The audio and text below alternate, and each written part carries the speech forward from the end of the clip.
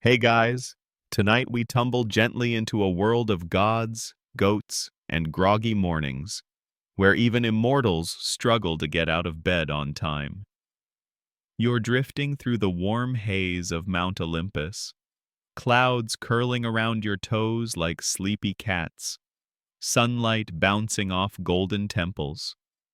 And yet, in all this eternal splendor, one minor god is already late. Again. You hear the faint jingle of sandals sprinting across marble, the panicked muttering of someone who definitely overslept. You follow the sound, and there he is, Cleon, the god of, well, no one's quite sure. Possibly the divine patron of slightly overcooked lentils. He's puffing up the steps to a meeting that started 15 minutes ago, toga askew, hair full of pigeon feathers, and one sandal clearly borrowed from Hermes' cousin. Cleon, you'll soon learn, is not important. Not in the way that Zeus is important, or even in the way that Iris, goddess of rainbows and occasional messages, is important. He's more like the cosmic intern, always around, mostly forgotten, but technically on the roster. And he has one fatal flaw. The man has absolutely no concept of time. In fact, among all the divine beings of the Greek pantheon, some of whom literally are time, Cleon is uniquely incapable of keeping track of it. You'd think hanging out with Kronos or sitting through endless epic tales would help. But no. If the meeting starts at dawn, Cleon's rolling in at mid-morning, humming to himself, holding a lukewarm amphora of wine like it's a valid excuse. So, before you get comfortable, take a moment to like the video and subscribe, but only if you genuinely enjoy what I do here. Drop a comment with where you're tuning in from and what time it is right now. I love seeing how global this little sleep circle really is. Now, dim the lights, maybe turn on a fan for that soft background hum, and let's ease into tonight's journey together. You're in the clouds again. Not metaphorically, literally. Olympus is a swirling nest of vapor and gossip. Athena is arguing with Ares about helmet polish again, and Apollo is tuning his lyre for the third time today, trying to find just the right sunrise chord. You pass Dionysus lying in a hammock made of ivy and bad decisions, gently snoring. And somewhere, probably at the back of the great marble hall of the gods, is another empty seat. Cleon's, obviously. The seat has cobwebs. A small lizard lives under it. Nobody has the heart to evict it. Now let's pause here and appreciate something. Being a Greek god, even a minor one, comes with perks. Immortality, ambrosia on demand, and the occasional lightning bolt party trick. But it also comes with an endless stream of mandatory meetings. There are councils to settle squabbles between rivers, debates on which mortal poet deserves a thunderous meh from Zeus, and of course, scheduling for future prophecies. And our friend Cleon? He misses all of them.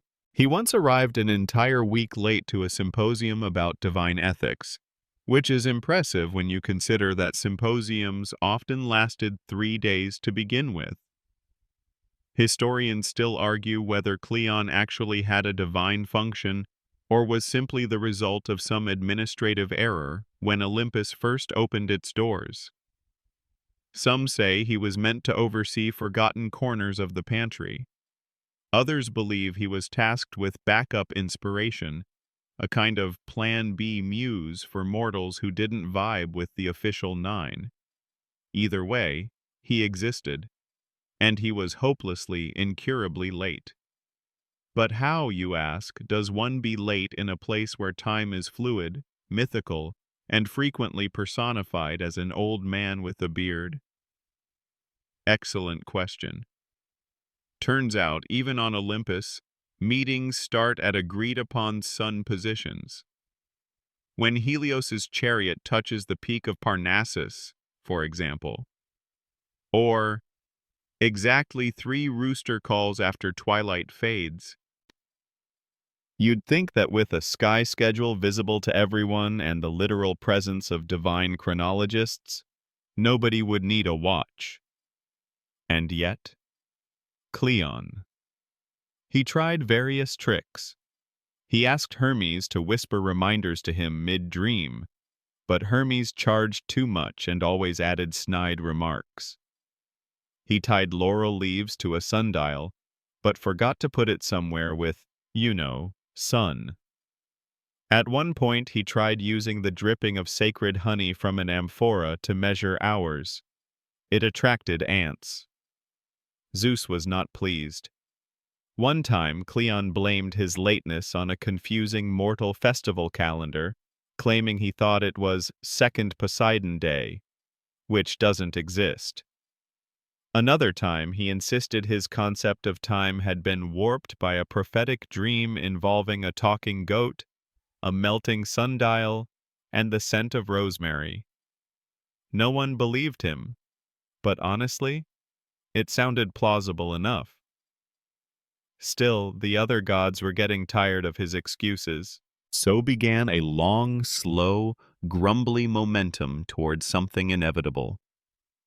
Zeus, sitting on his thundercloud throne, eventually called a special gathering just to address the Cleon situation.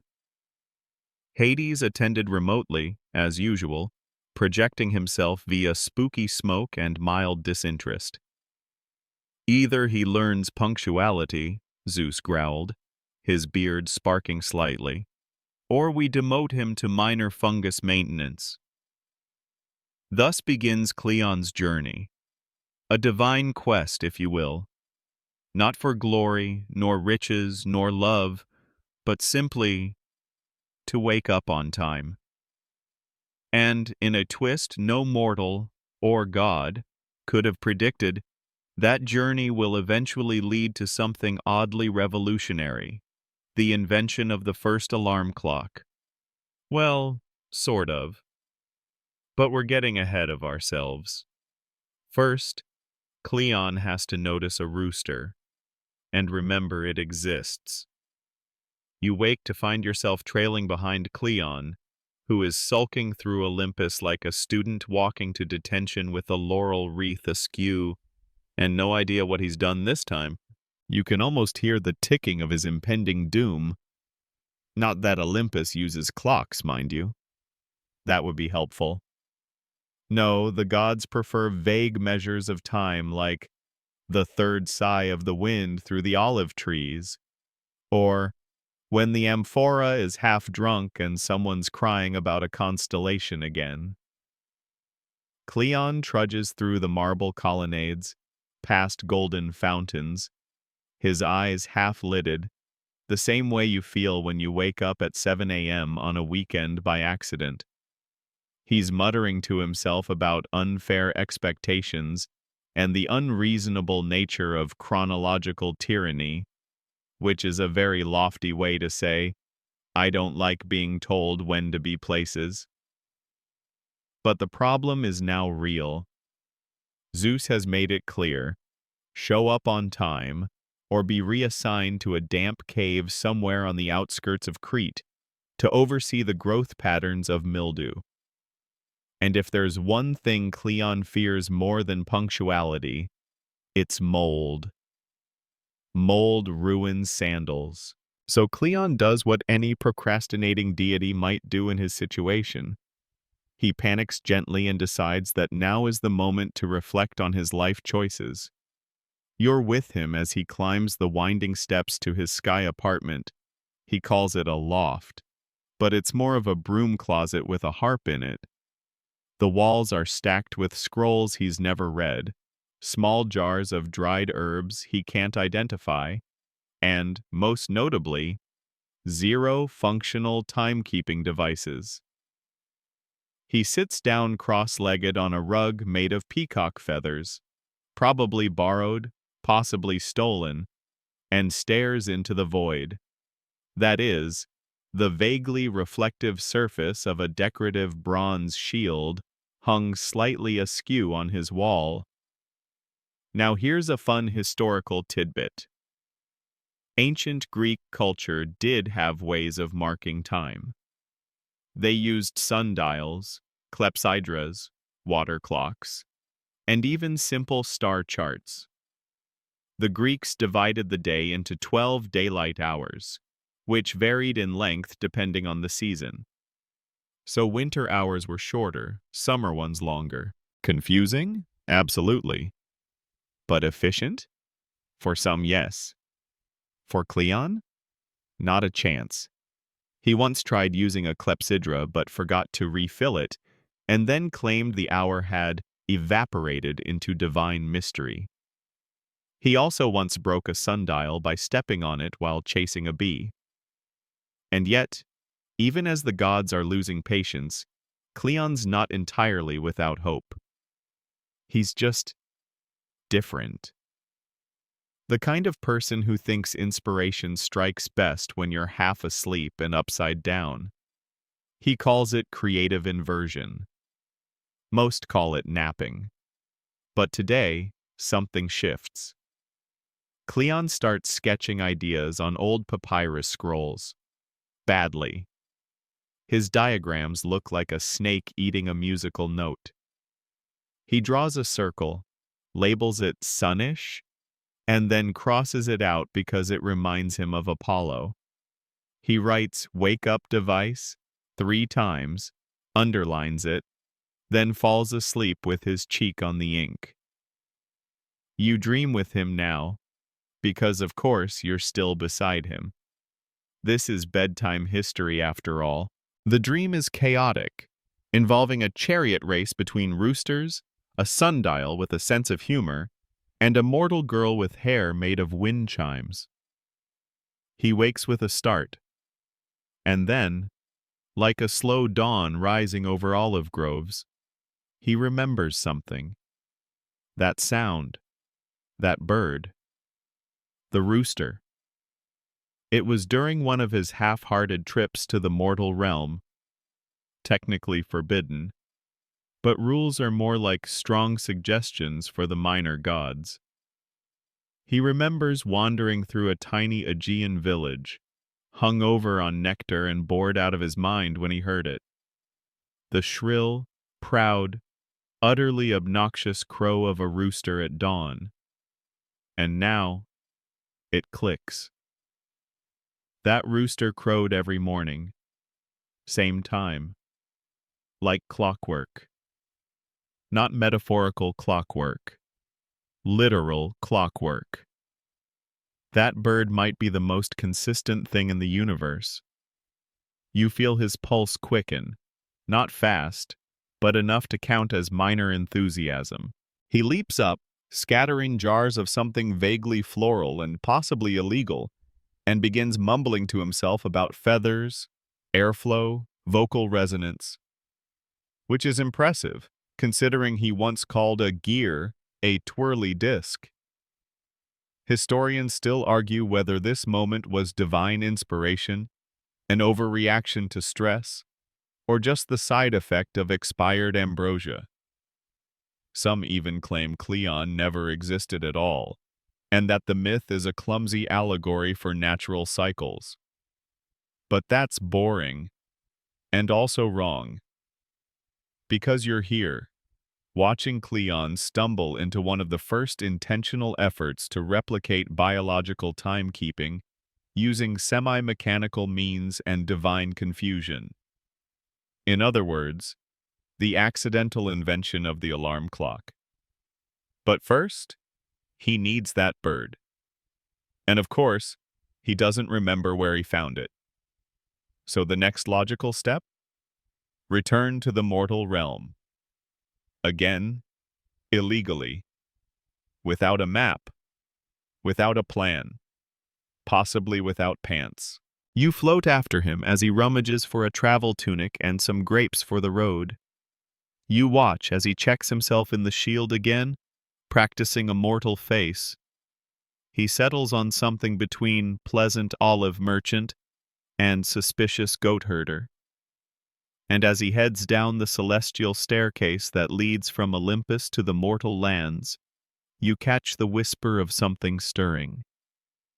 Not fate, exactly, just a vague feeling that things are about to get weird. The kind of weird that involves cogs, feathers, minor explosions, and one very confused rooster. You trail behind Cleon, descending the long, shimmering staircase from Olympus to the mortal realm. It's not a subtle journey. Every step squeaks like an ancient harpsichord played by someone who's only heard music described through interpretive pottery. Cleon hums to himself, a tune he insists is a traditional travel song, though it sounds suspiciously like the jingle from Dionysus's wine cart commercials. He finally lands, quite literally, in the dusty outskirts of a sleepy village perched on a cliff above the Aegean Sea. The name of the village? No one remembers. It's one of those places historians call unrecorded, or rural, or sometimes just, but it smells like olives and salt and sun-warmed goat fur, and it's perfect. Except Cleon has no idea where to go. He squints at the horizon like it owes him money. Somewhere out there is the rooster, the mythical, miraculous bird that crowed with celestial punctuality. Only now, he needs to find it again. And ideally, before another god notices he's gone missing. He begins his search in the way all minor Greek deities do. Poorly disguised, dramatically underprepared, and armed with vague confidence. He strolls into the village square wearing a tunic that says, "I am definitely mortal." Not literally, but spiritually. Carrying a lyre he doesn't know how to play, and offering unsolicited weather predictions to strangers. "Feels like thunder at dusk," he says to a baker who responds by slowly closing her shutters. You watch him wander from house to house, asking if anyone has a rooster with a punctual soul. He gets directions to the bathhouse, a suspiciously detailed lecture on the philosophy of soup, and one marriage proposal from an elderly beekeeper. Still, he presses on.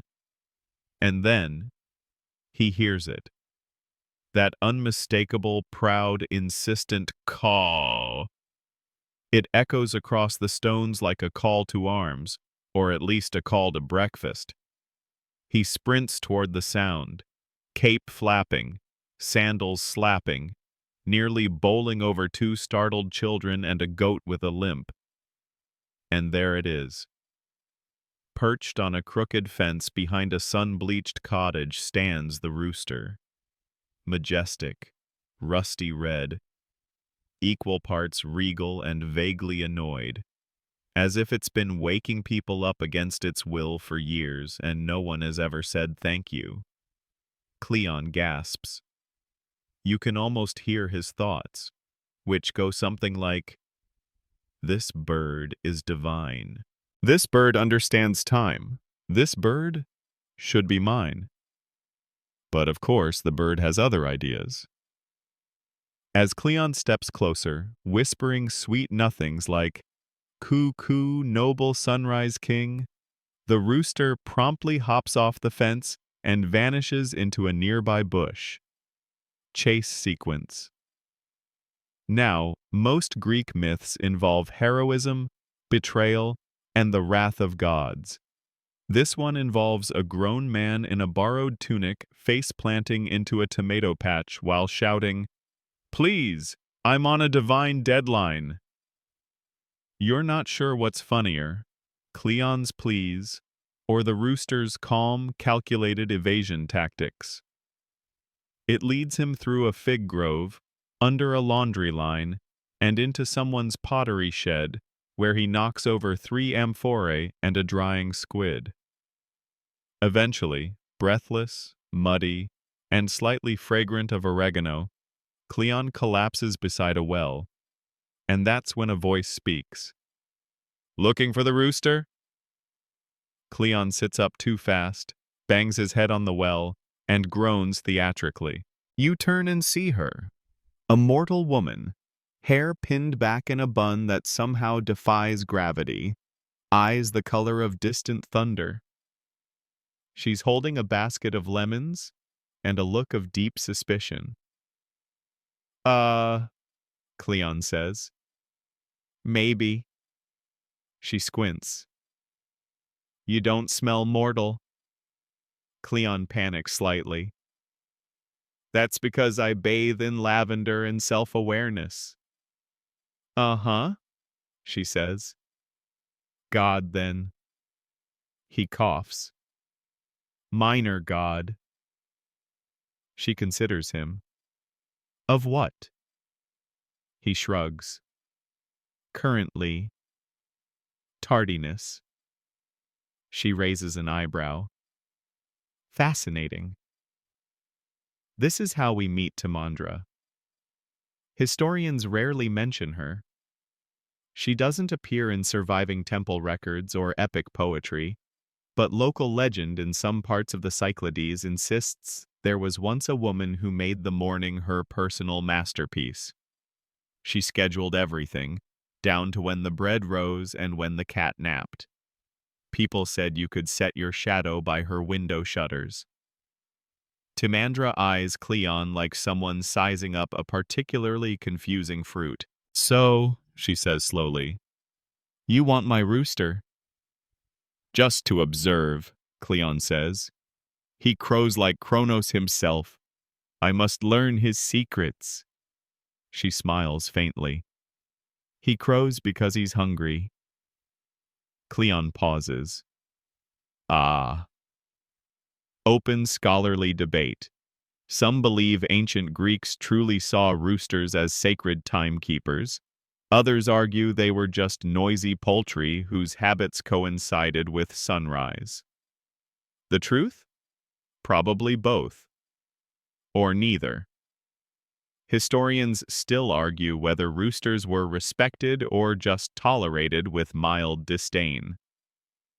Timandra sits beside Cleon and offers him a lemon.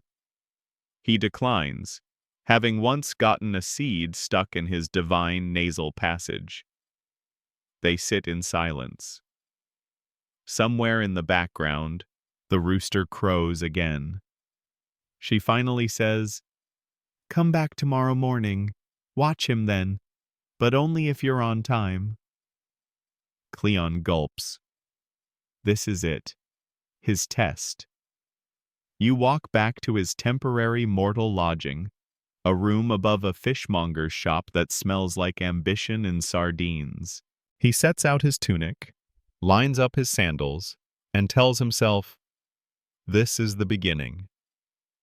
Of course, he immediately oversleeps.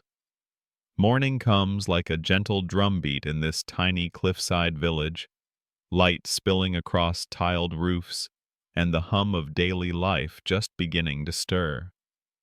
The sky glows that soft, peachy blue that painters spend their lives trying to replicate.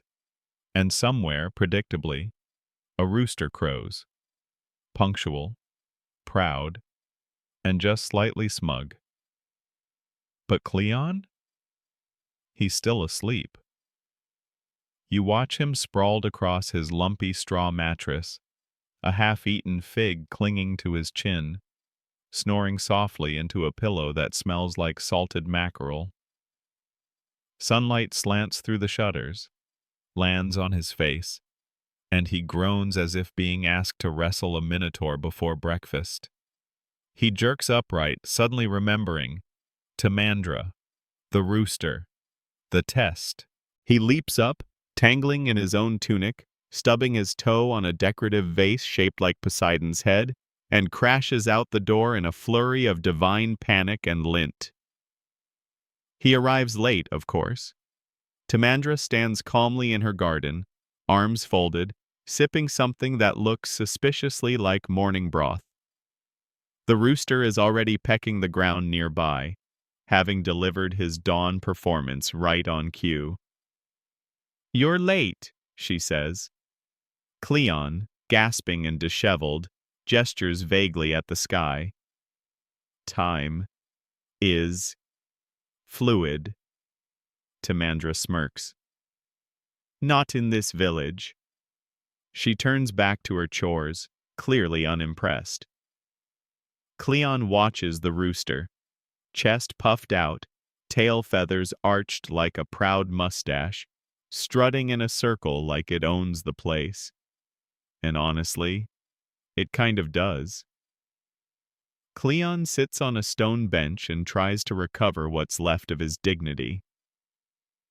"So," he wheezes, "does it always crow at dawn?" Timandra nods. "Without fail, every day, same time." "But how does it know?" Cleon leans in, eyes wide. "Does it commune with Helios? Is it an oracle? A time mage trapped in poultry form?" She laughs. "It's hungry." He blinks. "Oh." Still, the idea bounces around in Cleon's brain like a rogue pomegranate seed. This bird is consistent. It reacts to something. Light, hunger, instinct. And it does so in a way that could be measured. "Historians still argue," he mumbles aloud, "whether early humans tracked time through instinctive behavior or applied symbolic structure later. But maybe, just maybe, they started with chickens." Timandra raises an eyebrow. "You okay?" "Never," Cleon replies, watching the rooster with growing awe. Later that day, Cleon decides to stay in the village. He offers to sweep Timandra's porch, water her garden, and not explode anything magical. She agrees, cautiously. In truth, she finds his weirdly formal language and nervous energy somewhat entertaining. Plus, the gods don't usually hang out in her herb patch. That night, Cleon sits under the stars, sketching diagrams with a burnt stick on scraps of bark. He draws the rooster, the sun's arc, a bell with wings. He scribbles arrows, spirals, and something that looks like a jellyfish but is labeled time noise thing. He needs, to replicate what this rooster does. Not biologically, of course. He's not about to invent a poultry cloning device. He wants a device that behaves like the rooster, simple, consistent, disruptive. Here's a fun historical tidbit. In the ancient world, timekeeping was deeply linked to sound. Water clocks made noise as they emptied. Temple bells marked prayer hours. Even early fire clocks in China used dripping oil and chimes. Cleon doesn't know any of this, but his instincts are surprisingly on brand. The next morning, Cleon is on time. Barely. He watches the rooster again, this time taking notes on a piece of cloth with ink made from crushed olives and unfortunate beetles. He notices something. The bird puffs up, then pauses just before crowing, like it's responding to an invisible trigger. "What do you feed it?" he asks. "Grain, sometimes leftover figs." "What time do you feed it?" "After it crows." "Aha," Cleon says, though he's not sure why. That evening, Timandra invites him to dinner. It's lentil stew with herbs, soft bread, and a drizzle of something tangy and mysterious. Cleon tries to help in the kitchen, but after nearly setting fire to a wooden spoon, he's demoted to stirring the water jug. Over dinner they talk. Timandra tells stories of her father's garden, how her mother used to wake up before the sun to braid her hair, and how she once tried to make cheese from almond milk with predictably tragic results. Cleon tells her about the time he got stuck inside a decorative urn for 3 days. They laugh. And somewhere between laughter and candlelight, something quiet happens.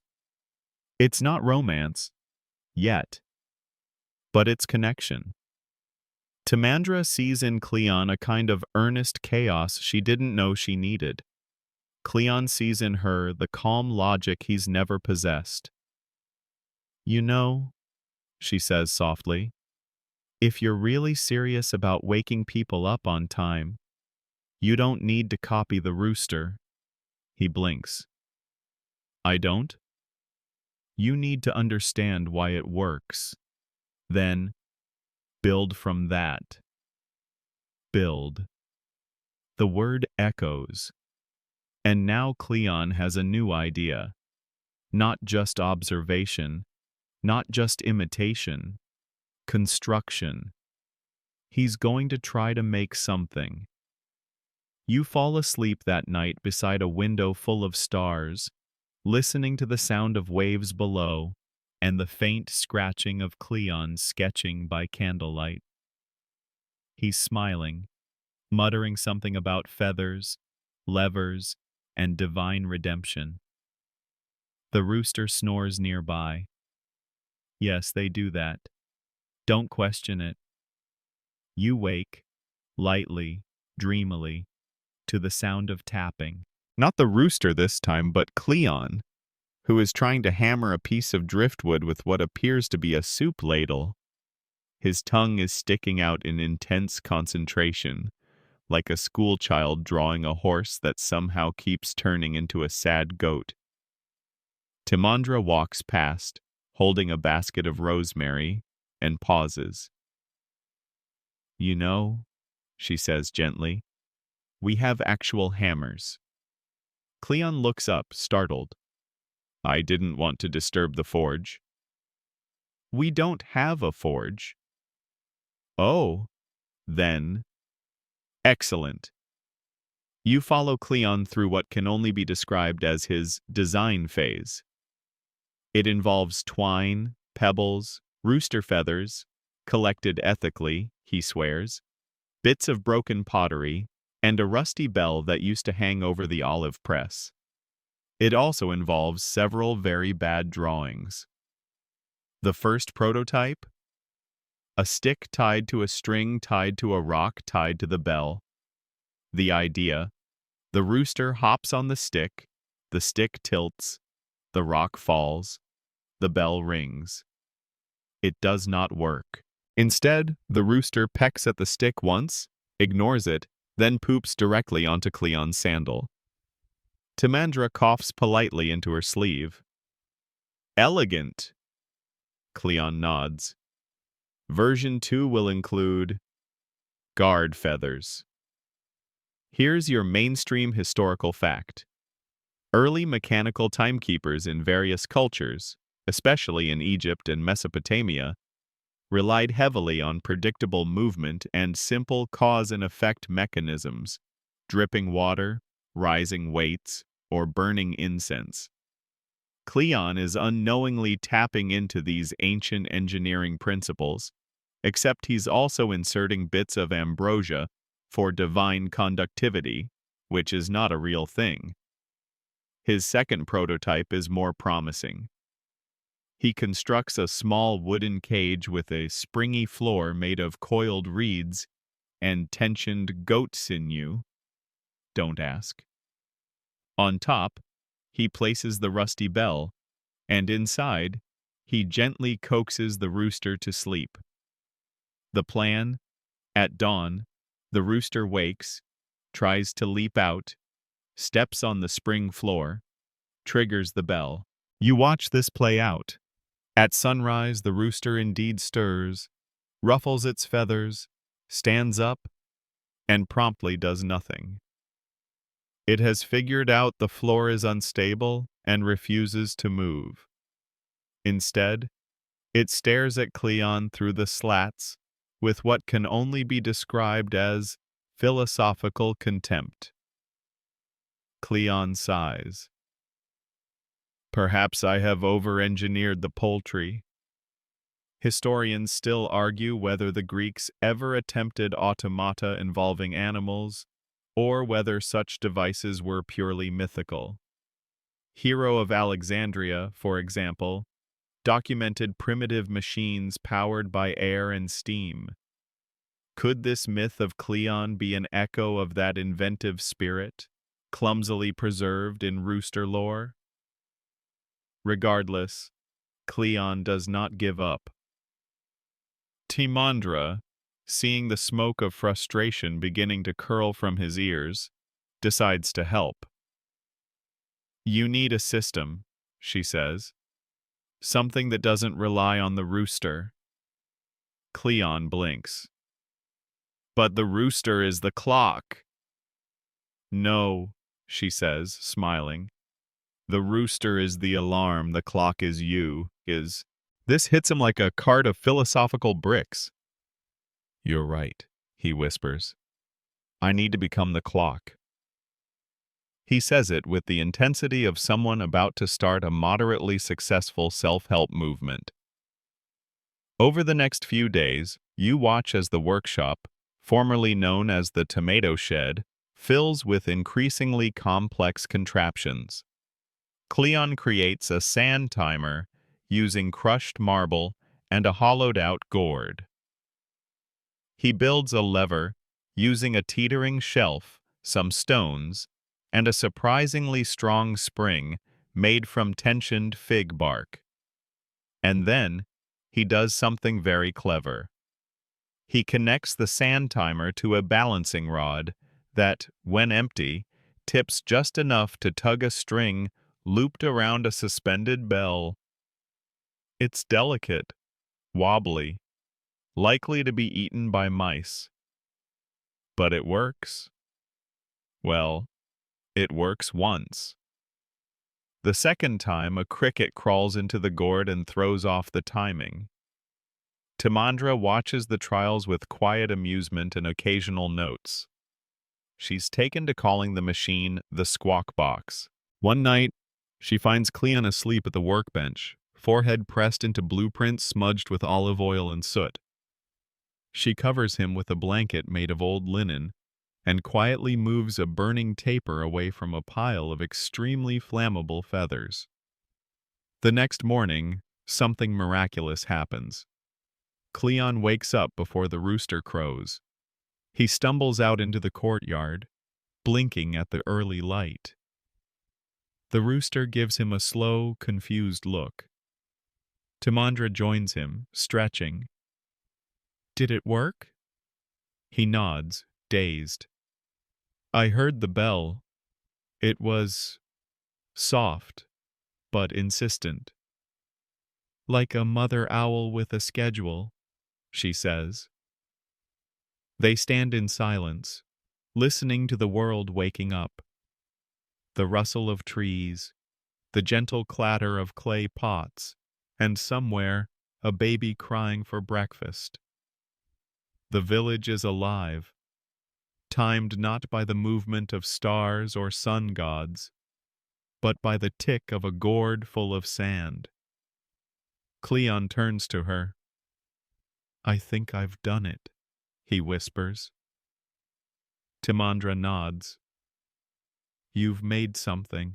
And no one had to be turned into a tree this time. They laugh. Cleon writes in his notebook, The alarm must ask you to wake, not command it.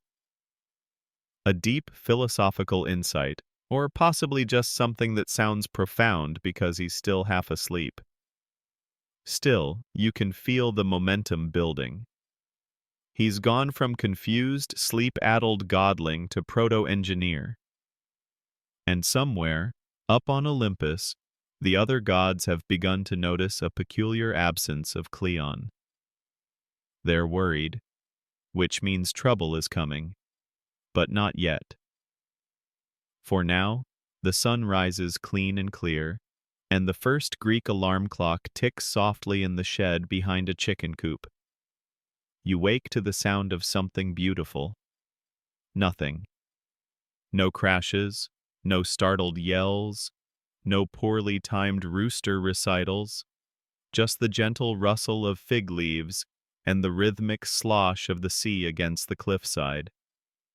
The village is calm, and that's suspicious. You rise, float shuffle toward the workshop, and peek inside. Cleon is sitting at the table, staring at his invention with the expression of someone who's just baked a surprisingly symmetrical cake. He doesn't speak. He just gestures. You look. The Squawk Box 3.0, he's numbering them now, sits proudly on the bench. It's less cobbled together this time. There's real symmetry. Clean lines. A water basin shaped like a shallow lyre, with a tiny float that, once lowered by slow dripping, pulls a fine string attached to a stone weight. That stone, once dropped, taps a lever. The lever nudges a little bronze hammer, and the hammer strikes the bell. It rings gently. No fanfare. No chaos. Just a ting, like a polite suggestion from the universe. And it works. Timandra walks in behind you, holding 2 cups of steaming barley tea. He's been up since before sunrise, on purpose. Cleon beams. I woke before the rooster. You're glowing. It's divine sweat. No, I mean pride. They clink cups. The bell gives one last ting. Even the rooster, perched just outside the door, seems begrudgingly impressed. Now, if this were any normal story, this is where Cleon would be celebrated. Carried through the village on shoulders, given a golden laurel for services to slumber. But alas, this is a Greek myth, and that means consequences. Because up on Mount Olympus, things are stirring. Hera, queen of the gods, divine manager of both celestial order and passive-aggressive glances, has just noticed Cleon's absence. Again. She sits in her throne room, surrounded by clouds and incense, tapping her perfectly manicured finger on the arm of her chair. Where, she asks no one in particular, is the god of unspecified things and punctual failures? Hermes, lounging nearby and eating grapes he didn't ask for, replies, Down on earth, last I saw. Something about feathers and philosophy. Hera narrows her eyes. Feathers? Zeus, overhearing from the next chamber, grumbles, Is he meddling again? Hermes shrugs. He hasn't caused any storms, yet. This is not comforting. You see, meddling is a touchy subject in the divine bureaucracy. Gods are allowed some mortal interaction, provided it results in poetry, war, or mildly confusing prophecies. But mechanical innovation? That's a gray area. A mortal understanding divine timing? That's practically heretical. And so, Hera sends word. Not a lightning bolt. Not a plague. Something worse. A memo. A golden scroll flutters down from Olympus, spiraling through clouds and landing directly in Cleon's porridge. He reads it, lips moving silently. Timandra watches him. Bad news? He sighs. I've been summoned. To explain the invention? To explain why I'm inventing. She folds her arms. Because it works? He smiles, but there's something behind it. They won't see it that way. They'll see it as disruption. Here's your historical fact. In many ancient cultures, particularly Greece and Rome, innovation wasn't always welcomed. Stability was prized. The idea that you could change the divine order, restructure the way time or the cosmos functioned, was often viewed with suspicion. And Cleon? He's done exactly that. He's taken something instinctual and sacred, the sunrise, the rooster's crow, and mechanized it, captured it, tamed it. Sort of. Timandra touches his arm. Then show them it's not about control, it's about kindness. He raises an eyebrow. Kindness? You made something that gently wakes people up, she says. You didn't blare trumpets or command spirits. You just helped. He nods. That evening, he packs, which for Cleon means 1 scroll of notes, 2 feathers, and a pocket full of slightly sticky barley candies. Timandra walks him to the edge of the village. The sky is lavender and gold. A light breeze carries the scent of thyme and baked stone. Somewhere the rooster makes a small, contented cluck. Cleon hesitates. If I don't return, you will, she says, not letting him finish. You're the god of showing up eventually, remember? They share a smile, a long one, a quiet one. You walk with him as he ascends the sky path, sandals brushing against light and mist. Each step feels heavier than the last. Not because of the climb, but because he's carrying something new. Not just invention, but hope. Back on Olympus, he is met with stares. Gods whisper. Apollo frowns. Ares looks vaguely like he wants to punch the invention on principle. Hera clears her throat. Cleon, you have created a mechanism, one that mimics divine time. Cleon bows. Not mimics, honors. She tilts her head. With gears and poultry? Exactly. You can hear Athena muttering in the background. This better not replace my sundial. Zeus stands. Lightning flickers at his fingertips. The room smells of ozone and challenge. Explain yourself, he says. And Cleon does. He talks not of mechanisms, but moments, of mornings, of mortals, of that brief, shimmering second when dreams fade and the day begins. He speaks of gentle awakenings, of sleep respected, of time shared rather than imposed. Historians still argue whether this myth represents an early symbolic understanding of technological humility, or if it was simply a warning tale about meddling with sacred cycles.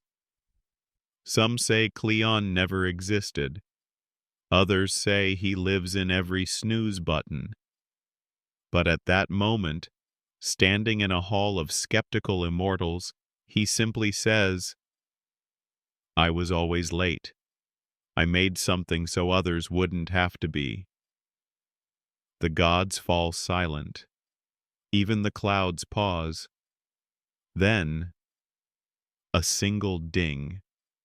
The prototype chimes. Soft, warm, precise. Hera sniffs. At least it's quieter than Apollo's morning harp. Zeus grunts. I suppose. It could be worse. And just like that, Cleon is not punished, not demoted. He's tolerated, which, for Olympus, is practically sainthood. You find Cleon exactly where you left him, standing in the middle of Olympus, clutching his odd little invention, surrounded by gods who have no idea what to make of him. Which, to be fair, has always been the case. The chamber is silent except for the faint tick-tick of a water drip somewhere in the background, and Cleon's alarm contraption, which gives off a delicate ting every so often, like a polite deity clearing its throat. Zeus has returned to his throne, already distracted by a storm petition from the island of Naxos. Hera is studying the prototype as if it might reveal gossip. Apollo is sulking because nothing made of pebbles and goatskin should draw this much attention. Athena finally speaks. So it doesn't wake people with thunder, or fire, or prophetic headaches? No, Cleon says cautiously. It suggests, nudges. You created a divine nag, Ares mutters. I created an option, Cleon says. A choice. There's a long pause. Then Dionysus, swirling a goblet of something suspiciously fizzy, leans forward. Can it be used for parties? Like, to remind people when to start dancing? Cleon hesitates. I suppose. Yes? Dionysus grins.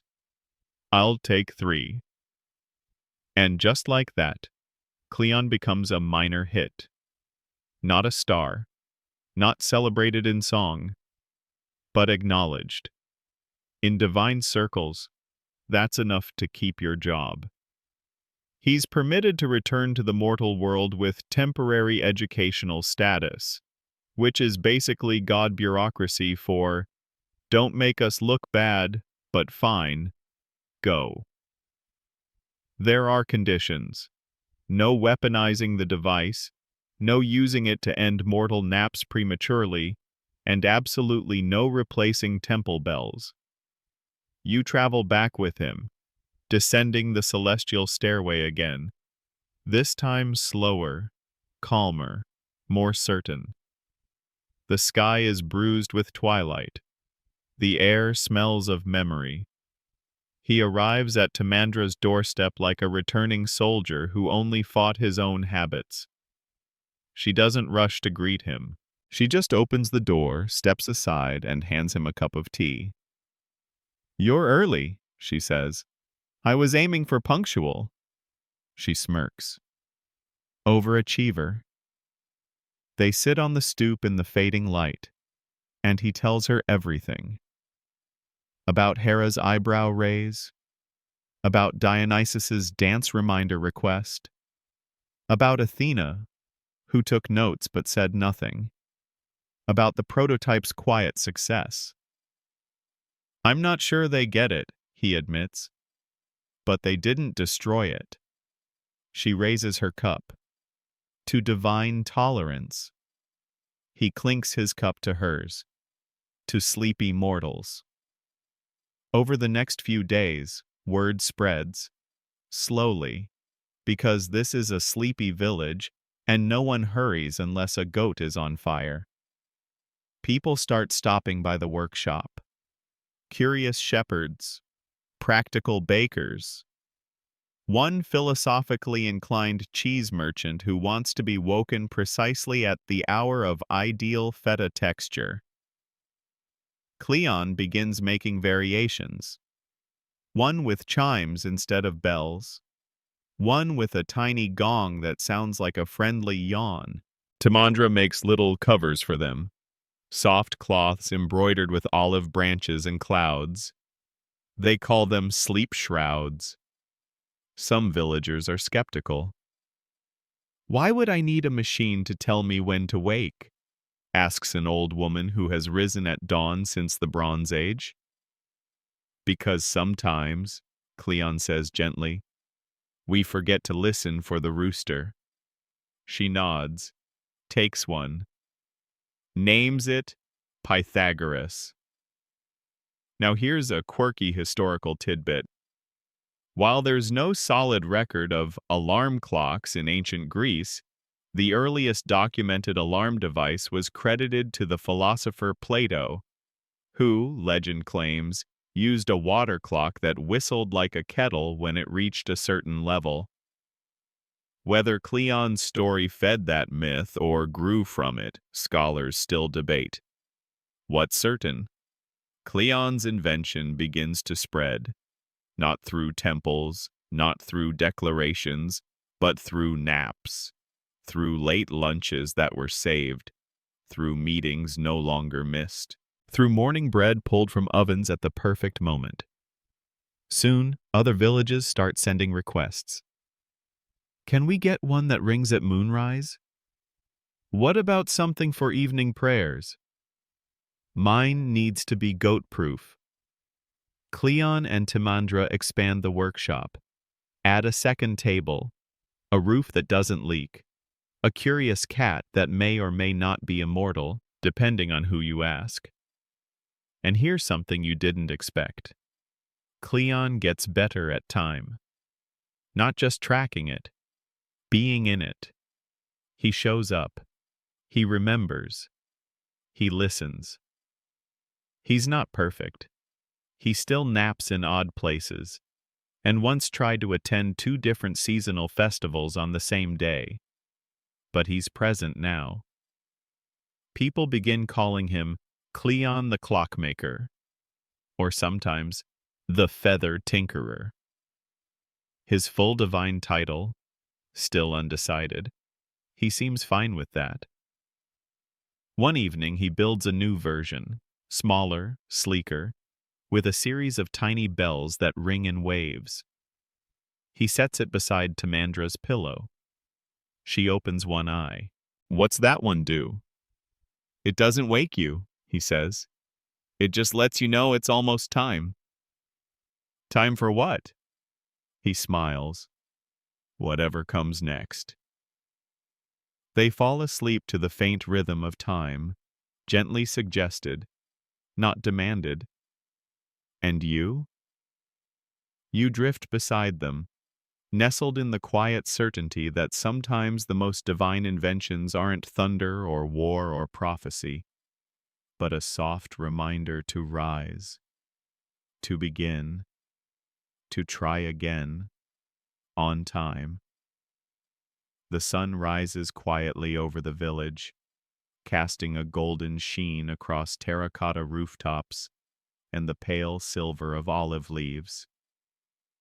You drift through the early morning hush, past the fishmonger setting up his stall, past the sleepy murmurs of a baker kneading dough, and arrive at Cleon's workshop, now proudly labeled with a wooden sign that reads, "Gently used time devices. No refunds, only regrets." Inside, Cleon is balancing a stack of scrolls atop a precarious tower of ceramic bells. "If I can time the tilt of the sunbeam through this window," he mutters, "and if the scroll unwinds at precisely the right speed, the bell will sound in exactly 3 hours." The scroll unwinds too quickly. The bells crash to the floor. The rooster watching from the sill squawks in what can only be interpreted as judgment. "Version 7, Cleon mumbles, writing furiously. Timandra walks in, holding a basket of pears and a raised eyebrow. "Did something not break while I was out?" "Just the laws of physics." "Again?" You watch the daily rhythm now. The pace of their life has a kind of music to it. Mornings are for invention, afternoons for repairs, evenings for tea and rooster negotiations. And every now and then, visitors arrive, curious philosophers, tinkering tinkerers, even a retired oracle who just wants to be woken up for sunset. But of course, it couldn't last peacefully forever, because Olympus is nothing if not a place where one god's innovation is another's personal crisis. This time, it's Apollo. He arrives unannounced. which, in fairness, is still better than Ares, who tends to enter by exploding a door. You hear the soft whoosh of divine sandals. A shimmer of light floods the courtyard. Timandra shields her eyes. Cleon mutters something that sounds like, "Oh, ambrosia," and tries to hide a rooster behind a basket. Apollo steps forward, resplendent as always, sun golden, harp in hand, eyes scanning everything with that look all perfectionists wear when they see someone doing something slightly different. "I hear," he says slowly, "you've created music." Cleon blinks. "It's not music. It's a bell." "A sound that signals time," Apollo says. "A structured rhythm. A pattern. That, my dear footnote god, is music." Cleon swallows. "It's a tool for mortals." Apollo tilts his head. "And they like it?" Timandra answers. "They depend on it." Apollo's jaw tightens. Now here's a little-known historical tidbit. In ancient Greece, music and timekeeping were deeply intertwined. Musicians often used water clocks for precise rhythms. Philosophers even believed celestial harmony governed both music and time, a concept later called the music of the spheres. So it's no surprise that Apollo, god of both, is suddenly feeling threatened. He paces the workshop, eyeing each contraption with growing skepticism. "This one? It chimes? On its own?" "Yes," Cleon says. "No lyre, no hands." "Correct. No performance, no applause." Cleon looks sheepish. "It's more of a solo background act." Apollo flicks a spring with his nail. It twangs sadly. "This," he declares, "is soulless." Timandra steps forward. "It's practical." Apollo raises an eyebrow. "And that's better than beauty?" Cleon opens his mouth, then closes it. A strange silence follows, so deep even the rooster looks uncomfortable. Finally, Cleon says, "Maybe it's not better. Maybe it's different. Maybe beauty doesn't always need to perform." Apollo pauses. "Historians still argue," you whisper to yourself, "whether Apollo truly opposed early technology or if this myth is just a metaphor for art resisting automation. Either way, what happens next is surprisingly civil. Apollo plucks one of Cleon's bells from the shelf. He strikes it lightly with his finger. The note it makes is soft, precise, and weirdly satisfying. He nods. "This one stays. The others need tuning." Cleon exhales so hard he nearly drops the rooster. And just like that, an alliance forms. Of sorts. Apollo doesn't love the idea of automated sound, but he agrees to consult, so long as Cleon agrees to limit the number of chimes per device. "Nothing worse than a bell with no sense of restraint," he says. And so, the next wave of devices bears Apollo's seal. Literally, he insists on it. The seal reads "chime in moderation." Back in the village, reaction is mixed. Some prefer the original, wilder bells. Others like the new, musically aligned versions, which chime in scales and, sometimes, accidentally harmonize with nearby goats. Timandra takes the changes in stride. "It's good," she says. Balance is good, Cleon agrees. It's like shared timekeeping, with flair. They're getting better at collaboration now. Timandra handles designs. Cleon handles function. The rooster handles marketing. Sort of. And you? You're watching history unfold. Not the grand chariot of fire kind, but the quiet, lovely sort, where things tick instead of shout, where innovation arrives not with thunder, but with kindness and the occasional feather. And just when you think it's safe again, when you think the drama has settled, Dionysus shows up, wearing grapes, and requesting a party edition. The thing about Dionysus is, he never knocks. You're in the middle of a peaceful late afternoon. The olive trees rustle gently in the breeze. A goat yawns on a sunny rock, and Cleon is adjusting the tension on a string-driven snooze mechanism when suddenly, BAM! A loud crash, a swirl of glittering ivy, and a singing goblet announce the god of wine, revelry, and inconvenient timing. "Hello, time people!" Dionysus roars, spinning into the courtyard like a divine tornado that's had 3 too many celebratory breakfasts. Cleon jolts upright, nearly flinging his new bell into a bucket of compost.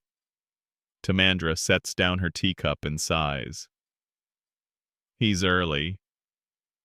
Nope, Dionysus grins. I'm always right on time for a good idea. Behind him trail several satyrs, 2 nymphs carrying tambourines, and what looks suspiciously like a goat in a feather boa. You have questions. Don't ask them. Cleon bows awkwardly. Lord Dionysus, what brings you here? Dionysus twirls a vine like a lasso. Heard you invented a wake-up machine. But what about a party time machine, One that says, now is the moment to dance. Cleon blinks. You want an alarm clock for parties? Exactly. Dionysus strikes a pose. Something that chimes at exactly the right moment to uncork the wine, start the lyres, and initiate socially acceptable mischief. Timandra raises an eyebrow. Wouldn't that be every moment? Not quite, Dionysus says, deadly serious. There is an art to peak revelry. Strike too soon, people are still chewing olives. Too late, and the cheese has sweated itself into a new religion. Cleon opens his mouth, closes it, then just nods. We'll look into it. So begins the next iteration of the Squawk Box, the Revelry Resonator. This version involves a series of bells strung along a circular frame, each tuned to a different note. Cleon incorporates a miniature hydraulic drip that strikes the bells in rhythm, with the final chime initiating a puff of rose petals and a gentle ding that Dionysus insists must be emotionally persuasive. Timandra tries to explain that emotionally persuasive is not a measurable design parameter. Ah, Dionysus says, but you've never met my tambourine. Here's a curious historical tidbit. Ancient Greek parties or symposia were highly ritualized affairs. They had strict structures, wine diluted just so, topics of discussion progressing in stages, and yes, timed events like dances, recitations, and toasts. Dionysus wasn't wrong. Timing was crucial, even for chaos. You watch the testing phase. It's chaos. One prototype accidentally chimes whenever someone claps, setting off a chain of impromptu conga lines. Another version misfires and sprays lavender water at a stern visiting magistrate who now believes he's been blessed, or cursed, depending on whom he asks. Still, something clicks. Cleon, once terrified of divine scrutiny, is now collaborating. Dionysus, to everyone's shock, takes notes. Occasionally. In wine. But still. They test a final version at a local festival. At precisely the right moment, just after the final offering, just before the crowd gets restless, the resonator chimes. Softly, charmingly, assertively. A flute plays. A cup is raised. A cheer rises. And the party erupts. Dionysus weeps openly. It's so beautifully on schedule. The villagers adore it. They dance late into the night, guided not by chaotic instinct, but by the surprisingly gentle governance of timed joy. Cleon finds himself beside Timandra on a quiet hill, watching the lights flicker below. You know, he says, I never thought time could be joyful. She smiles. You just needed a different use case. The next morning, hungover satyrs praise the device as life-altering and weirdly punctual. One writes a ballad. Badly. Dionysus commissions 10 more. One for each vineyard. Back at the workshop, Cleon scribbles a note in his ever-growing scroll. Time is not the enemy of pleasure. Time is what makes pleasure sing.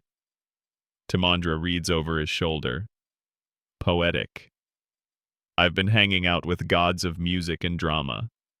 Obviously. Now the rooster, formerly the lead voice of punctuality, seems to have taken on a new role. Quality control. It pecks at malfunctioning chimes. It ignores ones it approves of.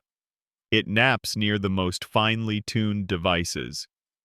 Cleon has stopped questioning it. Maybe it's the reincarnation of a disgruntled philosopher, he muses. Maybe it's just a very opinionated chicken, Timandra counters. Historians still argue whether these kinds of mythic events reflect real technological shifts or simply embody the human desire to control the uncontrollable.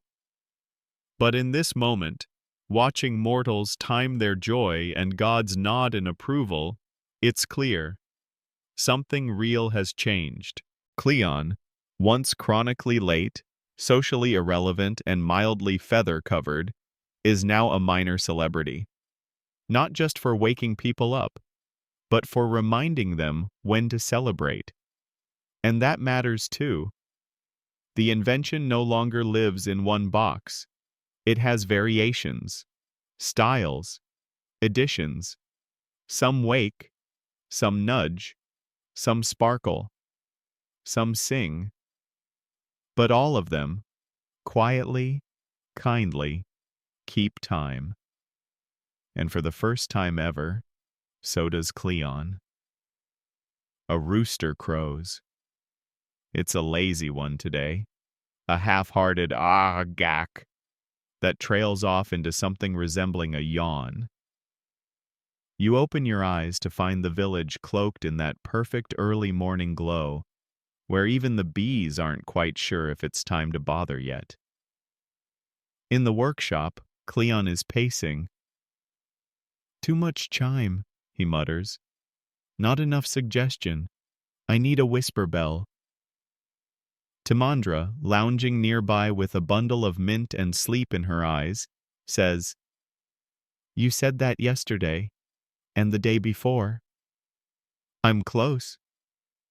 You're always close. Like a sleepy cat circling a nap. Cleon stops mid-step. Exactly. That's what the bell should feel like. Not a jolt. A spiral. Timandra blinks. You want a spiral-shaped sound? Yes. She sets down her herbs.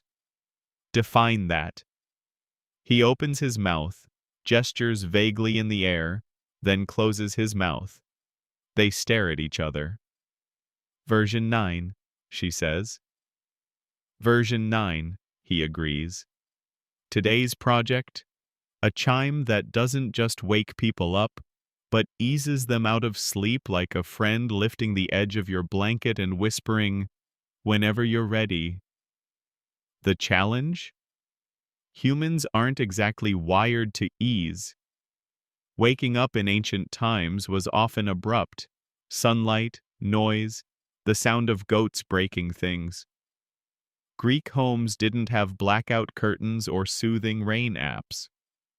If anything, most people were grateful to wake up at all and not be eaten by something. Still, Cleon believes in gentle awakenings. Sleep is sacred, he mutters, shaping a thin reed into a coil. So waking should be a ceremony. He adds the coil to a water timer. When the weight drops, it activates a series of tone bars, not bells this time, that create a rising sound like wind moving through a narrow canyon. You sit with him as he tests it. Once, twice. The third time, it works. Timandra listens. That sounds like a flute apologizing for interrupting. Cleon beams. Yes! He names it the whisper gong. The first person to test it is an elderly poet named Iophon, who claims he hasn't woken peacefully since he lost his hearing in one ear from an overenthusiastic cymbal performance at a Dionysian festival. Cleon installs the whisper gong beside his bed. At sunrise, the tones swirl softly. Iophon sits up, blinks into the light, and says, "I dreamed I was floating through music." He writes a haiku. It's mediocre, but heartfelt. Soon, the whisper gong becomes the most requested model. Mothers use it to wake babies from naps. Philosophers use it to start debates without shouting. Even bakers, notorious for their brutal pre-dawn schedules, admit they now rise with slightly less existential dread. Cleon keeps tweaking. He experiments with oils to lubricate the drop mechanism, invents a wick system to release fragrance with the sound. Lavender breeze or burnt fig? And even tests a model that hums using vibrating reeds. It doesn't hum well, but it tries. Timandra suggests making a two-tone version, one to wake you gently, and another to remind you, 10 minutes later, that you promised to clean the chicken coop. Cleon hesitates. That sounds dangerously close to a snooze function. Exactly. They call it the mercy chime. Here's a fun historical fact. While the snooze button wasn't invented until the 20th century, many pre-modern cultures had their own version of delayed wakefulness. Monastic bells were rung in sequences, village calls repeated in intervals, and certain water clocks allowed for variable resets. So yes, even back then, people loved the idea of just 5 more minutes. Word of the mercy chime spreads beyond the village. A traveling playwright from Corinth installs one backstage to gently signal actors during scene changes. A fisherman straps one to his boat to mark tide changes, though his version plays a tone that sounds suspiciously like someone saying, "Get up, lazy." Back in the workshop, the shelves are overflowing with devices.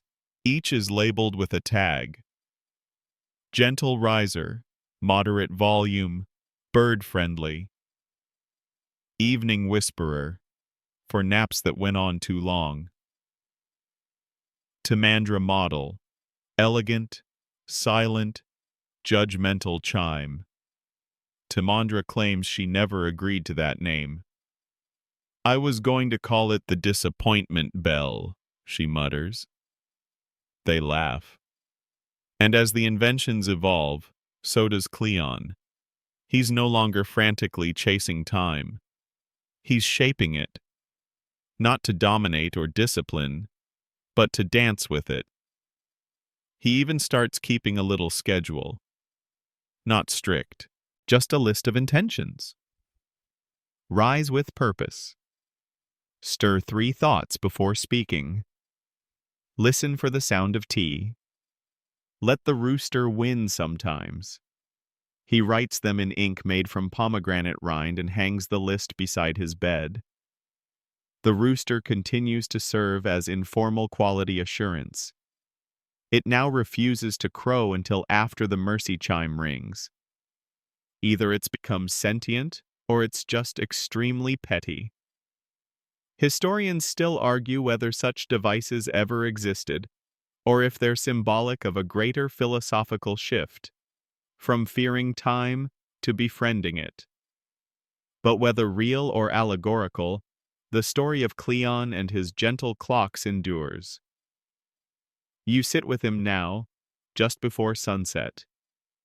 He adjusts the wick of a flame-powered bell, scribbles a few notes, then watches the sky fade into that rarest of purples, the one that means the day is satisfied. Timandra leans against the doorframe. How does it feel? Cleon smiles. Like I finally know when I am. You close your eyes. Somewhere nearby, a chime rings, soft as breath. It's the kind of morning that drips rather than dawns.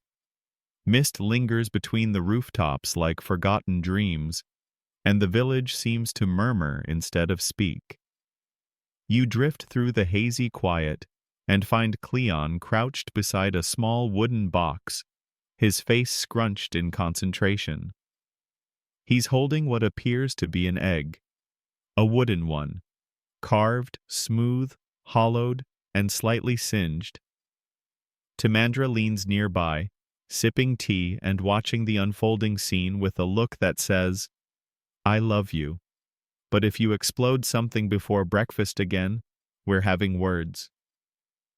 This, Cleon says, lifting the object dramatically, is the echo orb. You wait. Timandra waits. The what? She asks finally. The echo orb, a timekeeper that remembers sound. You mean it repeats sound? No, well, yes, but only once. At the right time. It listens, and then later, it gently reminds you. Timandra tilts her head. You're making an ancient reminder system? Yes, Cleon beams. It's like telling time through memory. Here's a quirky historical tidbit. Many early cultures associated time with oral traditions, chants, songs, and spoken rhythms that repeated on schedule. Even before writing, memory was time. A good storyteller was also a clock, a calendar, a guidepost. Cleon's invention? It's a sort of whisper box. He's rigged a chamber inside the orb where air passes through narrow reeds. A recorded chime, or a voice, can be triggered when a water weight tips a lever. The result? A faint, almost ghostly sound. Timandra calls it haunting. Cleon calls it poetic. The first test? He records himself saying, "Don't forget the figs." Then, sets the water timer for mid-afternoon. You go about your morning with him, mending a chime that got tangled in goat fur, adjusting the flow on a sand bell, replacing a string that somehow became sentient and refused to pull levers anymore. And then, just after the sun passes its peak, ting. Don't forget the figs, the orb whispers. Timandra drops her spoon. It talks. Cleon grins. I gave time a voice. It's not perfect. The second test yields something like donft, frug, figs, which sounds more like a warning from the underworld than a shopping reminder. But they improve it. Soon, echo orbs are being placed in kitchens, near sewing baskets, even under goats. Don't ask, it was an enthusiastic shepherd. People record lullabies, reminders to stir the stew, even affectionate messages. One man records, "You are loved, drink water," and sets it for midday. He lives alone, but when it chimes, he smiles every time. Cleon, watching all this, scribbles in his scroll, "Perhaps time is not what we count, but what we choose to recall. It's all going well, until a philosopher hears about it." Now, philosophers in ancient Greece are like modern internet commenters, everywhere, very loud and ready to debate anything. This one is named Melaton, and he arrives with a basket of scrolls and an expression like he smelled something mildly dishonest. "I've heard," Melaton says, "that you're teaching objects to speak." Cleon blinks. "Yes." "And thus assigning voice to time?" Cleon nods, slower this time. Melaton paces. "And yet, what is the ethics of this?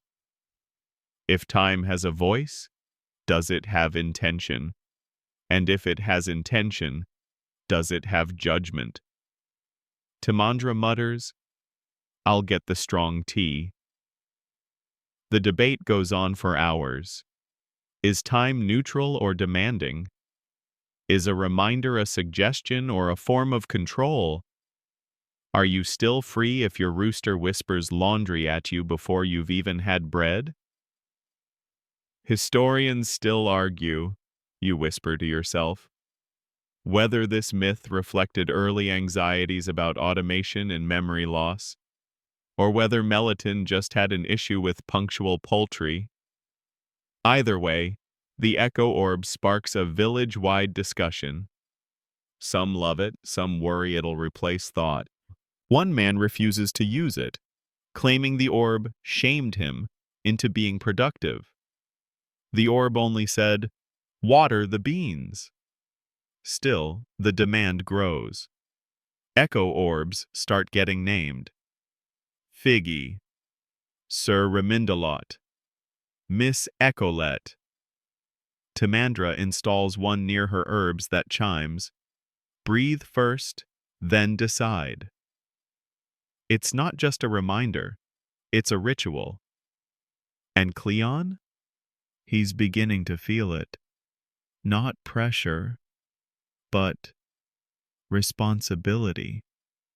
He isn't just helping people wake up anymore.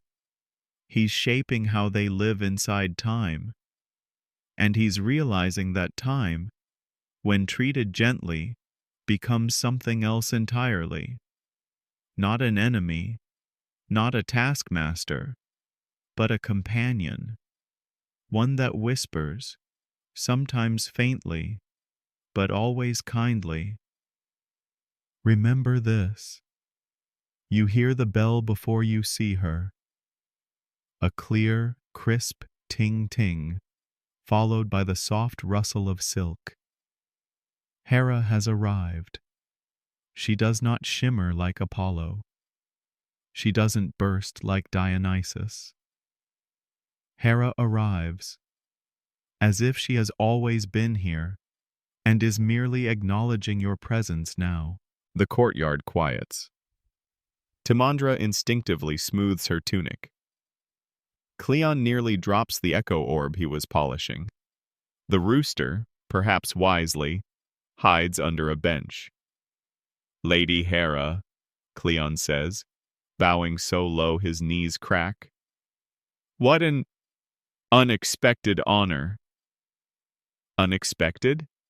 Hera says with a smile so polite it feels like a test. Darling, you've been talked about. She gestures to a floating scroll at her side, glowing faintly. I received a report. It contained words like clock cult, timing revolution, and, rather alarmingly, chime addiction. Care to explain? Timandra steps in. They help people. That's all. No manipulation. No mind control. Cleon adds, just encouragement. Hera walks slowly through the workshop. You follow her as she examines the devices. Mercy chimes, whisper gongs, echo orbs.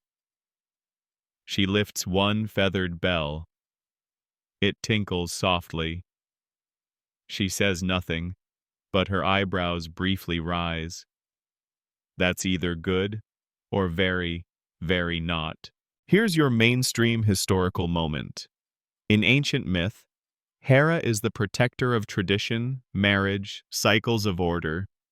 She doesn't like surprises, especially those that might destabilize the carefully woven patterns of mortal life. So the idea of a new kind of time? It's risky. I've seen inventions before, Hera says, tapping a water clock. Most are indulgent. Yours are thoughtful. Cleon nods, hopeful. But, she continues, some whisper that mortals no longer pray for the sunrise. They wait for a bell, that they no longer track the stars, but the ticking of rope and stone. Cleon swallows. The stars are still there. We just made a softer sound. Hera turns. What happens when the sound replaces the sky? The room feels suddenly very still. Even Timandra doesn't breathe. And then, ting. A mercy chime goes off in the corner. Perfect timing. Not loud, not sharp, just present. Hera looks at it, then sits down. I'd like to see how one works. There's a moment where no one moves. Then Cleon rushes over, pulling out a demonstration device. A simple sand drip design, weighted for a midday ring, attached to a flexible reed chime. He explains it all, how the time is measured, how the delay gives you space to finish a thought, how the chime invites rather than commands. Timandra adds, it's like time knocking on the door, once, and then waiting.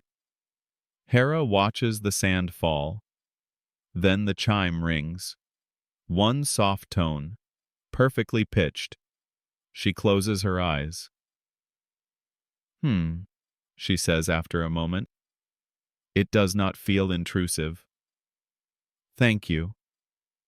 It feels like memory, like ritual. That's the goal. She rises, smooths her robe. Then explain this clock cult I've heard about. Cleon groans. That's an exaggeration. Timandra nods.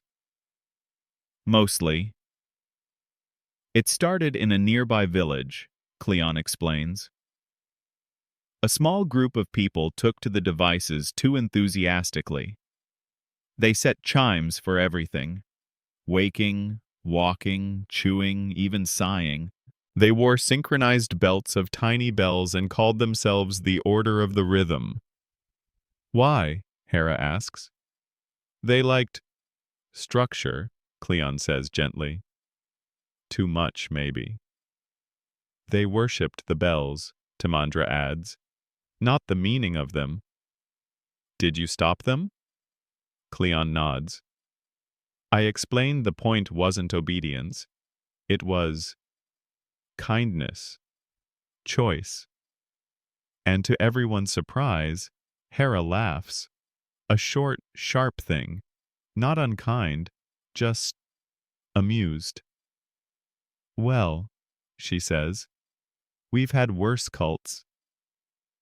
She walks back to the echo orb, picks it up. This one talks? Yes, Cleon says. A soft reminder. You record the message, the timing. It's like a memory, made physical. She turns it in her hands. What would you have it say? He hesitates. Then, you're not late. You're just ready now. Hera blinks once, then smiles. Not the testing kind, not the courtroom kind. A real one. I'll allow it, she says softly. Just like that, the tension melts. No curses, no demotions, no transformation into barnacles. Instead, Hera places the orb gently back on the shelf and says, I'll send word to the others. Officially, you're cleared for divine experimentation, pending updates. Timandra mutters, So, a heavenly audit. Cleon nods. I'll take it. As Hera leaves, she pauses at the gate. One last thing, she says. Don't make a version that nags. No one needs a chime that says I told you so. Noted, Cleon says. Timandra whispers, We did make that one, remember? Yes, Cleon says. It exploded. You watch as Hera disappears in a ripple of cloud and authority. Then the rooster re-emerges, struts back into the courtyard, pecks once at the echo orb, approved. Evening settles like a yawn across the rooftops. You drift through the workshop where the glow of oil lamps casts lazy golden halos on walls lined with inventions. Whisper gongs dangle beside olive sprigs. Mercy chimes sleep under silk covers. The echo orb sits quietly on its shelf, content, as if even it knows Hera approved. Cleon, however, is not resting. He's pacing. Timandra, sitting cross-legged on a cushion, rolls her eyes in sync with her teacup. You've worn a groove in the floor. I've got ideas, he says, voice low, almost reverent. New functions. Oh no. No. Listen. We've helped people wake, remember, celebrate. What if we helped them pause? Timandra raises an eyebrow. Pause? Yes. To stop. To rest. A reminder not to act but to breathe. A stillness signal. You blink, then blink again. Because of course he would. And thus, the stillness signal is born. Here's the pitch. A timepiece that doesn't wake you up or push you forward, but encourages you to do nothing. It chimes at moments chosen not by necessity, but by gentleness. You might be chopping onions, arguing about taxes, or trying to outstare your neighbor's smug goat. And suddenly, ding. A moment. A breath. A choice. Cleon builds the first one from a reed-wrapped water coil. It's small, inconspicuous, meant to live unnoticed until it's needed. The chime it produces is different too. Not high or bright, but low and rounded, like the start of a hum you forgot to finish. The villagers don't know what to make of it at first. I'm supposed to stop. Why? You're not supposed to, Cleon explains. You're invited to. One man uses it during bread making. When the stillness signal chimes, he stops kneading and just looks out the window. Another uses it while weaving, letting the threads rest between fingers and breath. A third uses it during arguments with his brother, declaring a pause the moment the chime rings. The arguments become fewer, the brother more tolerable, possibly unrelated. Here's a historical nugget. Ancient Greeks, especially Stoics, spoke of ataraxia, a state of tranquility and untroubled mind. Many philosophers saw stillness not as laziness but as power, an active non-doing. The stillness signal may not appear in textbooks, but it echoes that ideal. Of course, not everyone loves it. Some people ignore the chime, others scoff. One merchant claims it nearly ruined his olive sale negotiations when it went off mid-bargain. I paused, he says, and suddenly I liked my opponent too much. Still, something happens. The village begins to move differently. Not slowly, exactly, just consciously. You see someone stop mid-step on the path and tilt their head to listen. You spot a shepherd who normally hums while herding, suddenly quiet as the chime rings. A child, mid-tantrum, sits down and starts drawing circles in the dirt. When asked why, she simply says, "The bell told me I could." And the rooster? It ignores the chime. Because it's a rooster. But it does sit nearby while one rings, eyes half closed like it too, enjoys a moment of stillness. Probably coincidence. But then again, this is a myth. Timandra, who had once rolled her eyes, now keeps one beside the herb rack. It stops me from doing too much, she admits. Even good things in excess fray the edges. Cleon doesn't say anything, just smiles. One day, a man arrives from another town. He's heard of the devices.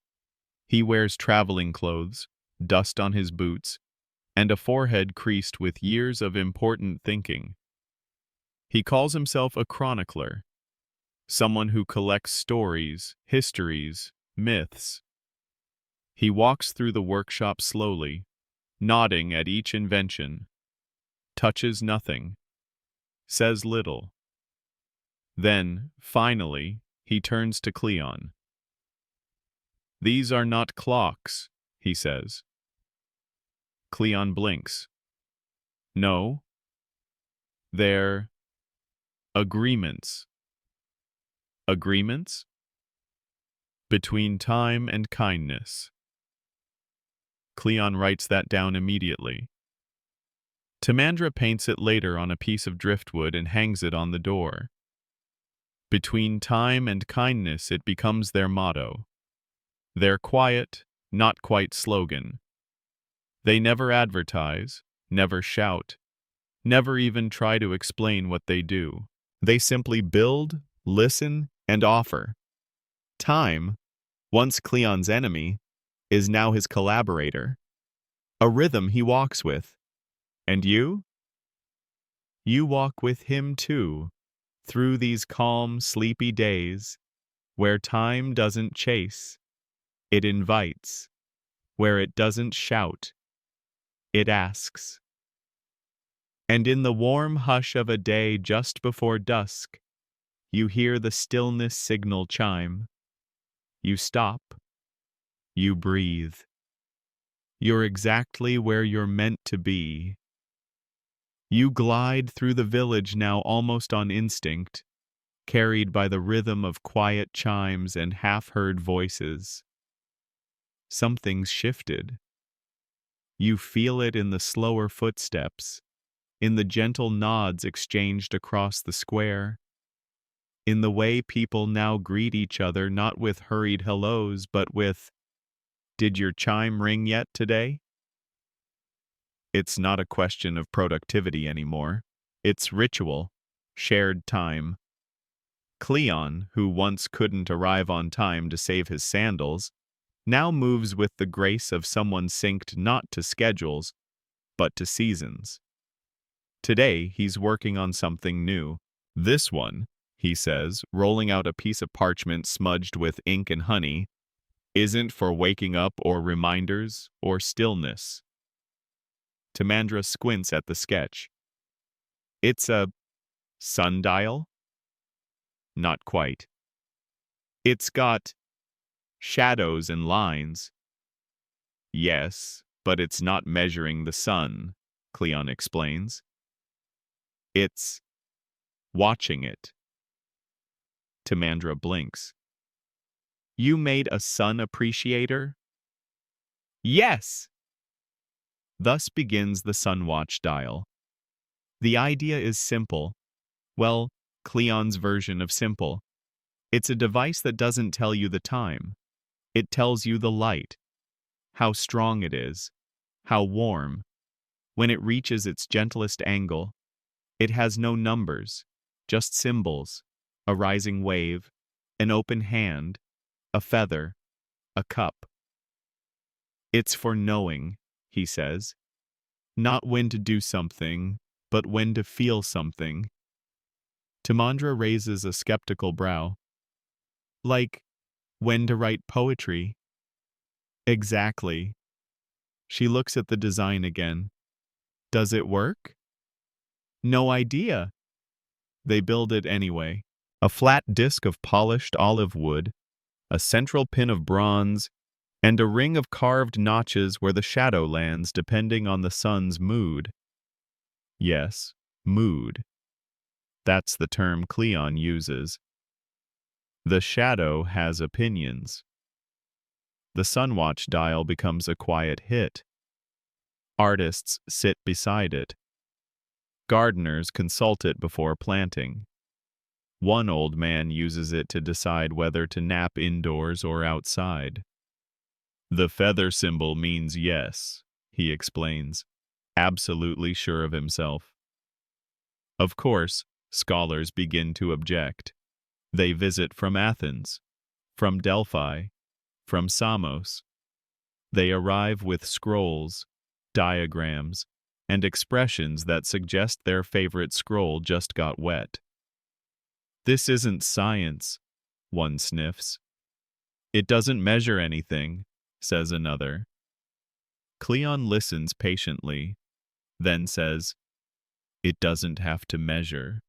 It reminds. The scholars grumble. One writes a very long critique titled, The Danger of Emotional Sundials. It sells poorly. But something curious happens. The visitors stay. One lingers at the edge of a fig orchard, notebook in hand, watching the way light lands on the leaves.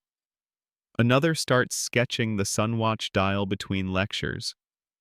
A third records the way the rooster's feathers glow at precisely the wave symbol. They don't believe in the device, but they can't stop looking at it. Historians still argue, you murmur to yourself, whether the Sunwatch dial marked a real shift in how ancient people related to time, or whether it was just a particularly charming rock with lines on it. Either way, people begin asking for copies. Some hang them in kitchens. Some bury them under trees as part of planting rituals. One particularly dramatic playwright uses it to time his monologues. I begin only when the shadow touches the cup. Cleon's notebook fills with testimonials. I waited for the open hand mark, then I said yes. We married in spring. The feather told me to rest. I did. My headache vanished. It told me nothing. So I sang. Timandra laughs when she reads them. You've made the first timepiece that tells people to trust themselves. Cleon blushes. Or the sun. But truthfully, He's proud. This is his softest invention, the one that doesn't chime, tick, or whisper. It simply exists. A mirror to the day. And then something unexpected happens. Children start drawing their own symbols. One adds a fish, another a sleeping cat. A third paints a dragon and declares it the do-nothing hour. Parents raise eyebrows. But slowly, these versions spread. No two sunwatch dials are the same now. And Cleon? He loves it. He encourages personalization. Adds a side table in the workshop where visitors can carve their own symbols. He calls it the Time Suggestion Station. Timandra renames it the Emotional Sundial Buffet. It sticks.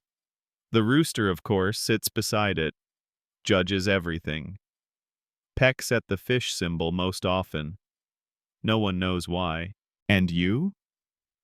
You sit beneath a pergola, watching light filter through grapevines, land on your palm, then slide away. You trace the shadow. It lands on the cup. Time for tea. Maybe reflection. Maybe nothing at all. That's the thing about time now. It isn't chasing anyone. It's just there. Patient, luminous, and softly humming beside you. And with each quiet moment, you realize Cleon hasn't been late in months.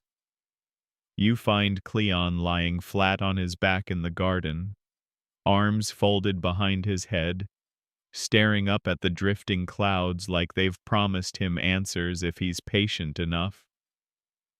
Timandra leans in from the kitchen window. You said you were going to fix the sink gong. I am, Cleon says without moving. I'm sinking with the sky first. She rolls her eyes but doesn't press him. He is doing something in his own strange, spiraling way. And besides, there's no rush anymore. You join him under the fig tree. The branches are heavy with fruit and lazy bees. The ground is warm. Somewhere nearby, the rooster is attempting to seduce a broom. I had a dream last night, Cleon says. I was walking through a hall of clocks. All different. One ticked, one sighed, one just blinked. Timandra joins him, tossing a fig into the air. And? They weren't showing the time. They were showing me, my moods, my thoughts. Each one was a version of me, just at different speeds. She hums. You're building something new, aren't you? He smiles. Of course. Thus begins the pulse dial. It's an idea not of external time, but internal. A device you set by how you feel. Fast breath, slow breath, restless feet, deep stillness. You start by placing your hand on a stone that warms gently. Then you answer 3 tiny questions carved on the base. Are you moving because you must, or because you want? Do you feel pulled or drawn? Is this moment asking something of you? Depending on the answers, a set of colored pebbles drop into a bowl in patterns that correspond with different chimes or silences. Timandra calls it esoteric nonsense. She also starts using it daily. Cleon installs one in the workshop, and suddenly, customers are timing their visits by it. I'll come when the bowl leans to green, they say, or the psi tone means it's a good day to start new things. Even the villagers begin shifting their language. Not it's noon, but it's featherfall. Not meet me at 4, but come when your pebble rests west. Historians still argue, you whisper, whether these alternative time metaphors ever took hold in wider Greek society, or if they simply became one village's strange dialect of the divine. But here, it works. It spreads, not fast, not not viral, just gently. People begin to ask more from their clocks. Not just what time is it, but is this a moment for action? Or for attention? Or for letting go? One visitor from a distant island brings a seashell and asks Cleon to build a version that chimes only when the tide is right to fish. Cleon weaves a string from seaweed and driftwood. It becomes the tide teller. Another visitor is a woman who wakes with fear every morning. She asks for a chime that soothes instead of startles. Cleon creates the breath bell, a soft exhale of wind through reeds, triggered by the first warmth of sunlight. Soon, no two devices in the village are alike. There are whisper clocks, thought counters, rest rings. One old man requests a version that only rings if he forgets to smile. Timandra programs it to ring constantly. He gets the joke 3 days later. And Cleon? He's quieter now. Not solemn, just centered. He no longer measures his day by hours. He measures it by harmony. He gets up when the light softens. He eats when the pulse dial turns amber. He works when the rooster pecks the spring lever twice. And he rests when the mercy chime sings in D minor. Timandra watches all of this with fond suspicion. "You're becoming a rhythm," she says. "I am rhythm," he replies, just slightly out of tune. But in truth, he's close to something big. Not in size, in feeling. One afternoon a child asks him, "What time is it?" And Cleon doesn't check a device. He doesn't glance at the sky. He simply says, "It's the right time to be kind." The child nods, runs off. The rooster nods too. Possibly coincidence. Possibly not. And you? You sit quietly by the window, watching light bend across the garden. Somewhere, a chime rings. Not loudly, not urgently, just enough to say, "Yes, now is good." It's festival day in the village, not a big one, not like the harvest or the moon-watching dances. This is something quieter, a little slower. It started, as many great festivals do, by accident. Someone's echo orb said, "Today is a day for celebration," and everyone believed it. No one remembers who recorded the message. Might have been a joke, might have been divine mischief. But it chimed at dawn, and the baker decided to make honey cakes, and once that happens, there's really no turning back. You move through a gently bustling square. Lanterns swing in the breeze, not hurriedly hung but thoughtfully placed. There's music, not fast, not loud, just a lyre and some ankle bells and the occasional harmonizing goat. And in the middle of it all stands Cleon. He's not in charge. He's just there, smiling faintly, watching as time unfolds. Children run with streamers. Elders sit on benches, sipping fig wine and making observational critiques about the embroidery on each other's cloaks. Someone has installed a whisper gong near the well. It hums every half hour, and everyone uses it as a reminder to refill their cups and take a long, slow breath. Cleon walks to Timandra, who's arranging a strange device with glass tubes and fragrant herbs. "That the new one?" he asks. She nods. "It smells when it's time." Smells? Lavender for pause, rosemary for do something brave, and mint for please eat now. You're a genius. I know. They call it the scent timer. You might laugh, but it works. Here's a fun historical note. Ancient cultures did, in fact, associate smell with memory and mood. Incense was used not just for rituals, but for setting tone, tracking hours in temples, even helping travelers feel present. So, a timepiece that smells like an emotion? Surprisingly appropriate. As the festival hums along, people begin to treat the day like a song. They don't rush from one activity to the next. They listen for the next cue.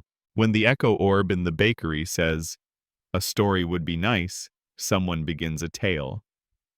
When the scent timer puffs mint, everyone nods and heads to the food table. When the breath bell exudes a soft whoosh, conversations pause. It's not control, it's choreography. And Cleon? He's never been more in sync. A visiting priest approaches, holding a mercy chime like it's a sacred object. "I've seen many divine tools," he says, "but never one that teaches people to listen to themselves." Cleon shrugs. "It just offers. It doesn't decide." "You've made time into a friend." Cleon smiles. "Into a lot of small friends with personalities and feather trimmings." The rooster, of course, struts by at that exact moment. Someone's placed a flower crown on its head. It does not object. Later that evening, Cleon and Timandra sit on the workshop roof, legs dangling over the edge. The stars are coming out slowly, as if invited rather than summoned. Below, the festival has turned into a constellation of lanterns and soft music and the sound of people not hurrying home. "You know," Timandra says, "this might be my favorite day." Because of the wine? Because of the pause. They listen together as a whisper gong hums once more. Cleon tilts his head. "That tone, it's slightly off." "Maybe," she says. "Or maybe it's the perfect tone for today." They say nothing for a long time after that. Just listen, watch, be. You begin to understand now. What Cleon has created isn't just a way to manage time. It's a language. One made of tones, textures, rhythms, and rests. One that says, you're allowed to slow down. You're allowed to remember. You're allowed to begin again. Later. Historians still argue whether this myth emerged during a shift in cultural time philosophy, whether it marked a gentle rebellion against the tyranny of sundials and task lists. Others believe it never happened at all.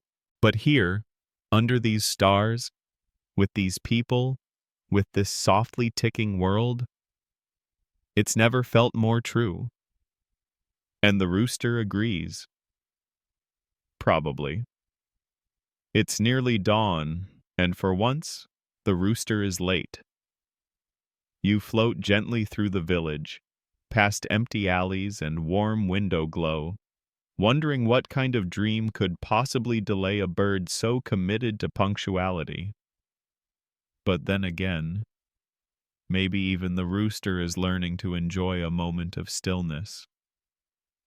In the workshop, Cleon stands at his workbench with a look of deep focus. Not frantic, not confused, just calm, intent, peaceful in a way that only comes from knowing you don't have to rush anymore. In his hands is something new, something strange. It's not made of wood or bronze or coiled twine. This time he's working with silence.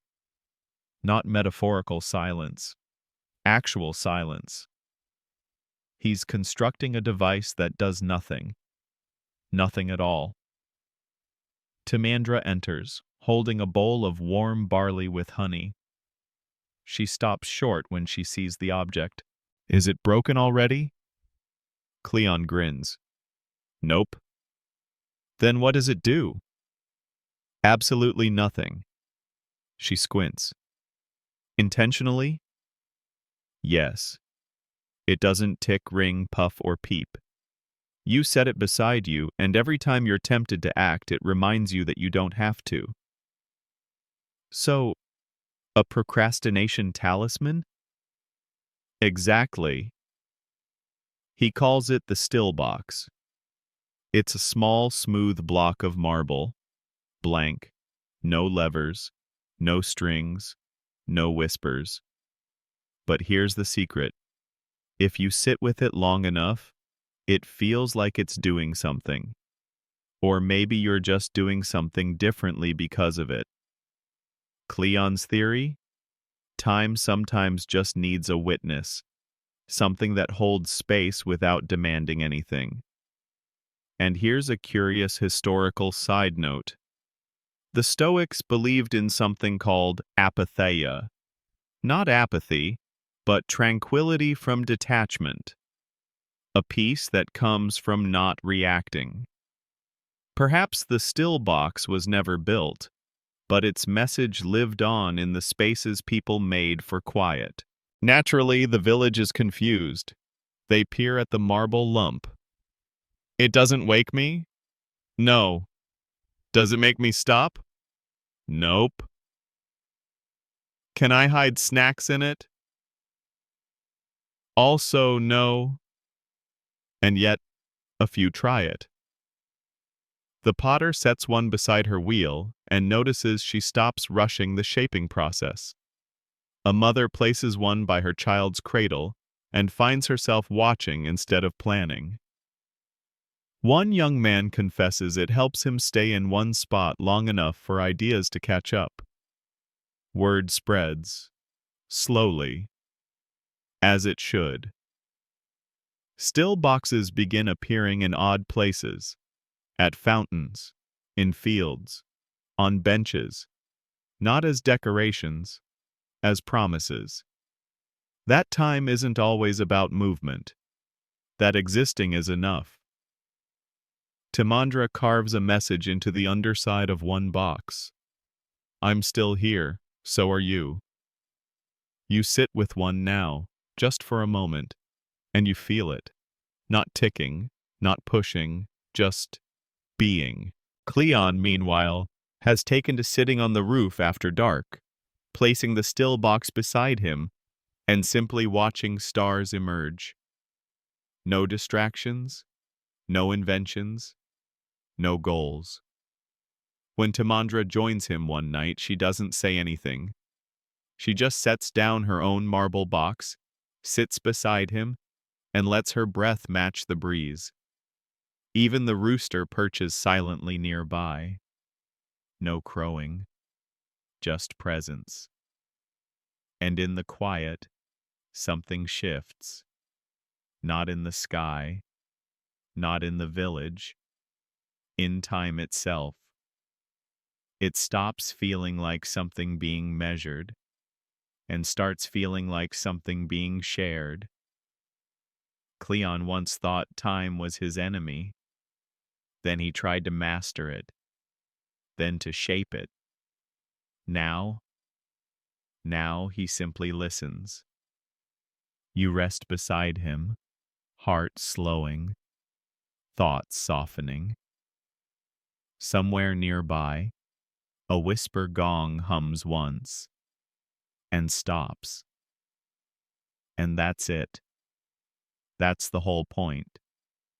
Time, held, but not demanded.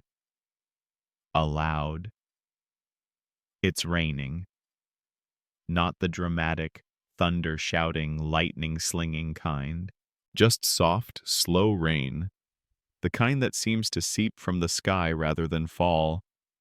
A hush blanketing the village like a blanket warmed by breath. You drift through the cobbled paths, past closed shutters, and steam curling from roof tiles. A chime rings somewhere in the distance, so quiet, it might have been a memory. Inside the workshop, Cleon is drying scrolls by the hearth. Timandra is sorting through a basket of damp string and feathers. So much for the scent timer. Everything smells like wet goat. Cleon shrugs. Could be worse. Could be wet Dionysus. She pauses. You ever think we've done enough? He glances up. Enough what? Inventing, nudging, tinkering with time. He leans back, thinks, then nods. Sometimes, but then someone knocks on the door. Right on cue. Knock, knock, knock. A boy stands in the doorway, 10, maybe 11, wearing a cloak too big for him, holding a carved wooden box. My grandfather said to give you this, the boy says. Cleon takes it, lifts the lid. Inside is a mercy chime, one of the first ones Cleon ever made. The bronze is worn, the feathers have faded, but it still rings when nudged. Soft, tentative, like a voice with a tremble of age. There's a note, the boy adds. Timandra unfolds the parchment, reads aloud. I used this to wake gently. Now I offer it back. Let someone else begin kindly. Cleon is quiet. So is the room. Because that's the thing about what he's made. It isn't a product. It's not even a device, really. It's permission to rise slowly, to speak with thought, to remember softly. And now, that permission has passed through hands, from one dreamer to another, from one morning to the next. Cleon polishes the chime, makes a few quiet adjustments, replaces a worn string with one the color of time blossoms, adds a tiny engraved tag. Woken and woken well. He hands it back to the boy. Pass it to someone who's never been asked when they want to wake, he says. The boy nods, runs off into the mist. Timandra watches him disappear. We've created an ecosystem of clocks, of consideration. They return to their tea. The rain patters like shy applause against the shutters. Cleon sips, then says, I have one more idea. Timandra groans. Oh no. A chime that only works when two people are in the same room. She pauses. Go on. It rings only when hearts sync, when the space between breaths aligns. She stares. That's lovely. It's impossible. Obviously. They smile at each other. That quiet kind of smile that doesn't need timing. Here's a final historical nod. Many early devices were never built for time. They were built for connection, for signaling prayer, work, meals, rest, togetherness. Bells meant more than minutes. They meant presence. And Cleon? He's returning to that. He's gone from timekeeper to spacemaker. In the weeks that follow, he creates the twin chime. It doesn't ring on a schedule. It rings when shared. 2 strings, 2 levers. Both must be touched, gently, at once. Then the bell sings. It begins to show up in kitchens, on nightstands, in quiet homes. People use it not to measure togetherness, but to notice it.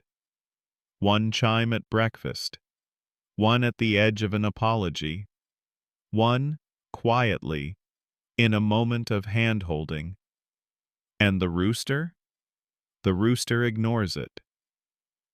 Until one morning, Cleon and Timandra sit with their tea, their twin chime between them, their fingers gently resting on the cords. And the rooster hops up, pecks the center bell. Ding. He nods. They nod. Time, even now, continues. But it doesn't lead. It walks with. You awaken to candlelight, flickering gently, dancing on the walls of the workshop. Shadows swaying not with urgency, but with presence, like a breath that has no deadline. Cleon is there, of course, wrapped in a blanket that's half wool, half invention. He's seated beside the echo orb, its shell gleaming softly with the patina of use, of time remembered, time passed gently. Timandra enters, carrying a small clay bowl. "Midnight soup," she whispers. He accepts it with reverence. They eat in silence, and the silence is full. Tonight marks the first year since the very first chime. No parade, no official marking. But the village knows. Here's how. No one rushes. The rooster, ceremoniously, does not crow. Instead, at the edge of dawn, a single chime rings from the hill. Not loud, not grand, just true.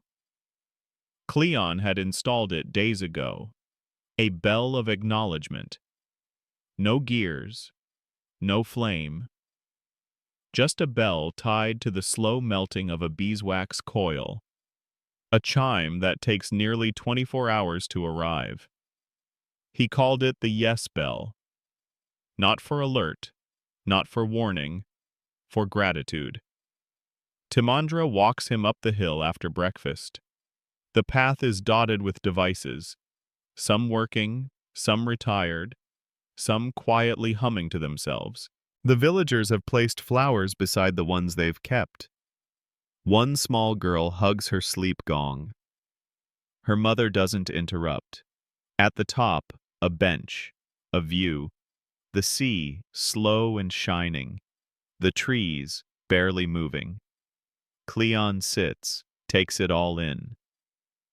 "I think," he says, "this might be the first time I feel on time." Timandra smirks. "Only took you a decade." He chuckles. They sit for a while. The breeze does not hurry. Then Timandra reaches into her satchel, pulls out something wrapped in linen. "I made you this," she says. It's a small hand-carved sundial, except it has no numbers, just symbols, a feather, a foot, a teacup, a spiral. Each one, she explains, is a feeling, a season inside the day. You don't measure with it. You reflect. Cleon holds it like a newborn idea. "You made me a clock that forgives me." No, she says. You did that already. I just made it pretty. You smile with them. You remember everything. The way this started with a minor god who couldn't wake up on time. The way invention became connection. The way chimes replaced alarms. And how, somehow, across all this quiet persistence, Cleon transformed from forgotten figure to keeper of compassion. You walk back down the hill as they do. Behind you, the yes bell chimes again. Once. No echo needed. And the rooster? He follows, slow and proud, as if leading a procession no one asked for, but everyone accepts. Later that night, you find Cleon in his garden. He's not building anything. He's not sketching. He's just being. And beside him sits a new device, unnamed. It doesn't tick. It doesn't ring. It just waits. Timandra calls it the companion clock, a device that marks no time, gives no signal, and does not judge. You simply sit beside it. And in doing so, realize you're not alone. You rest there too, hand on the wood, breath matching the breeze, the sky above thick with stars and meaning. Below, the chimes are still, because no bell needs to ring when you already feel enough. You wake not to a chime or crow or call, but to the simple hush of a day already unfolding. The village stirs in its usual slow rhythm. Someone sweeps a doorway. A cat stretches beneath a rosemary bush. Bread dough rises with the dignity of something long practiced and rarely rushed. Inside the workshop, Cleon is packing. Not to leave. Just organizing.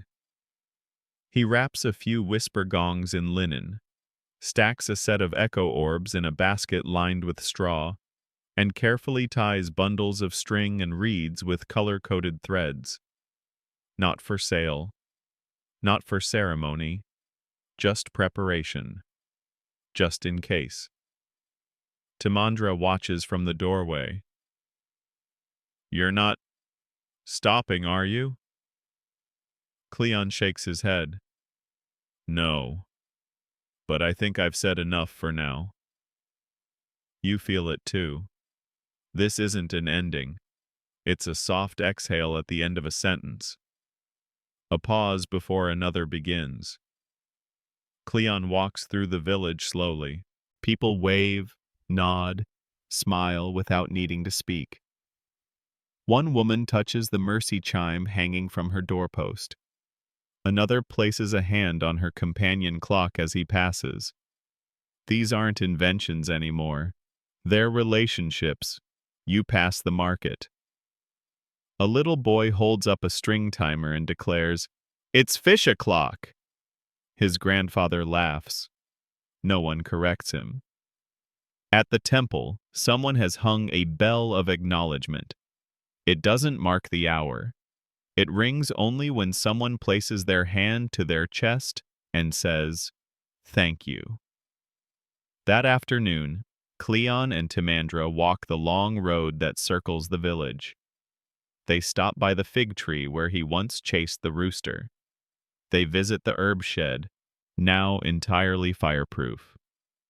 They sit beneath the sunwatch dial. And when the shadow touches the cup symbol, they sip from one. Not tea, not wine, just water. Enough. They don't say much. But Timandra does glance over and ask, "Do you think they'll keep using them?" Cleon shrugs.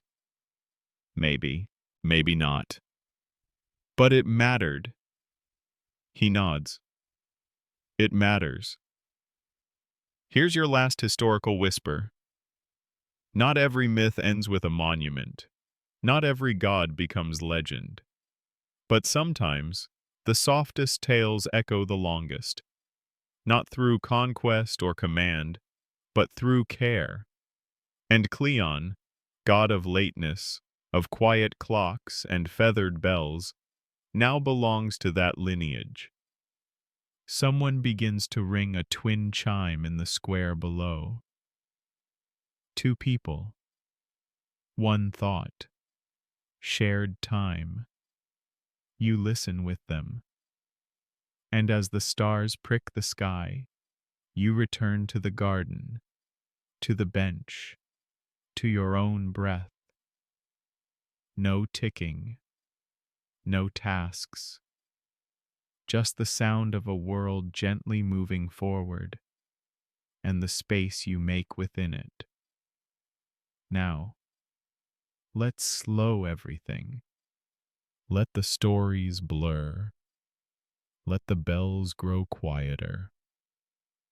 The sky is dark now, but not cold.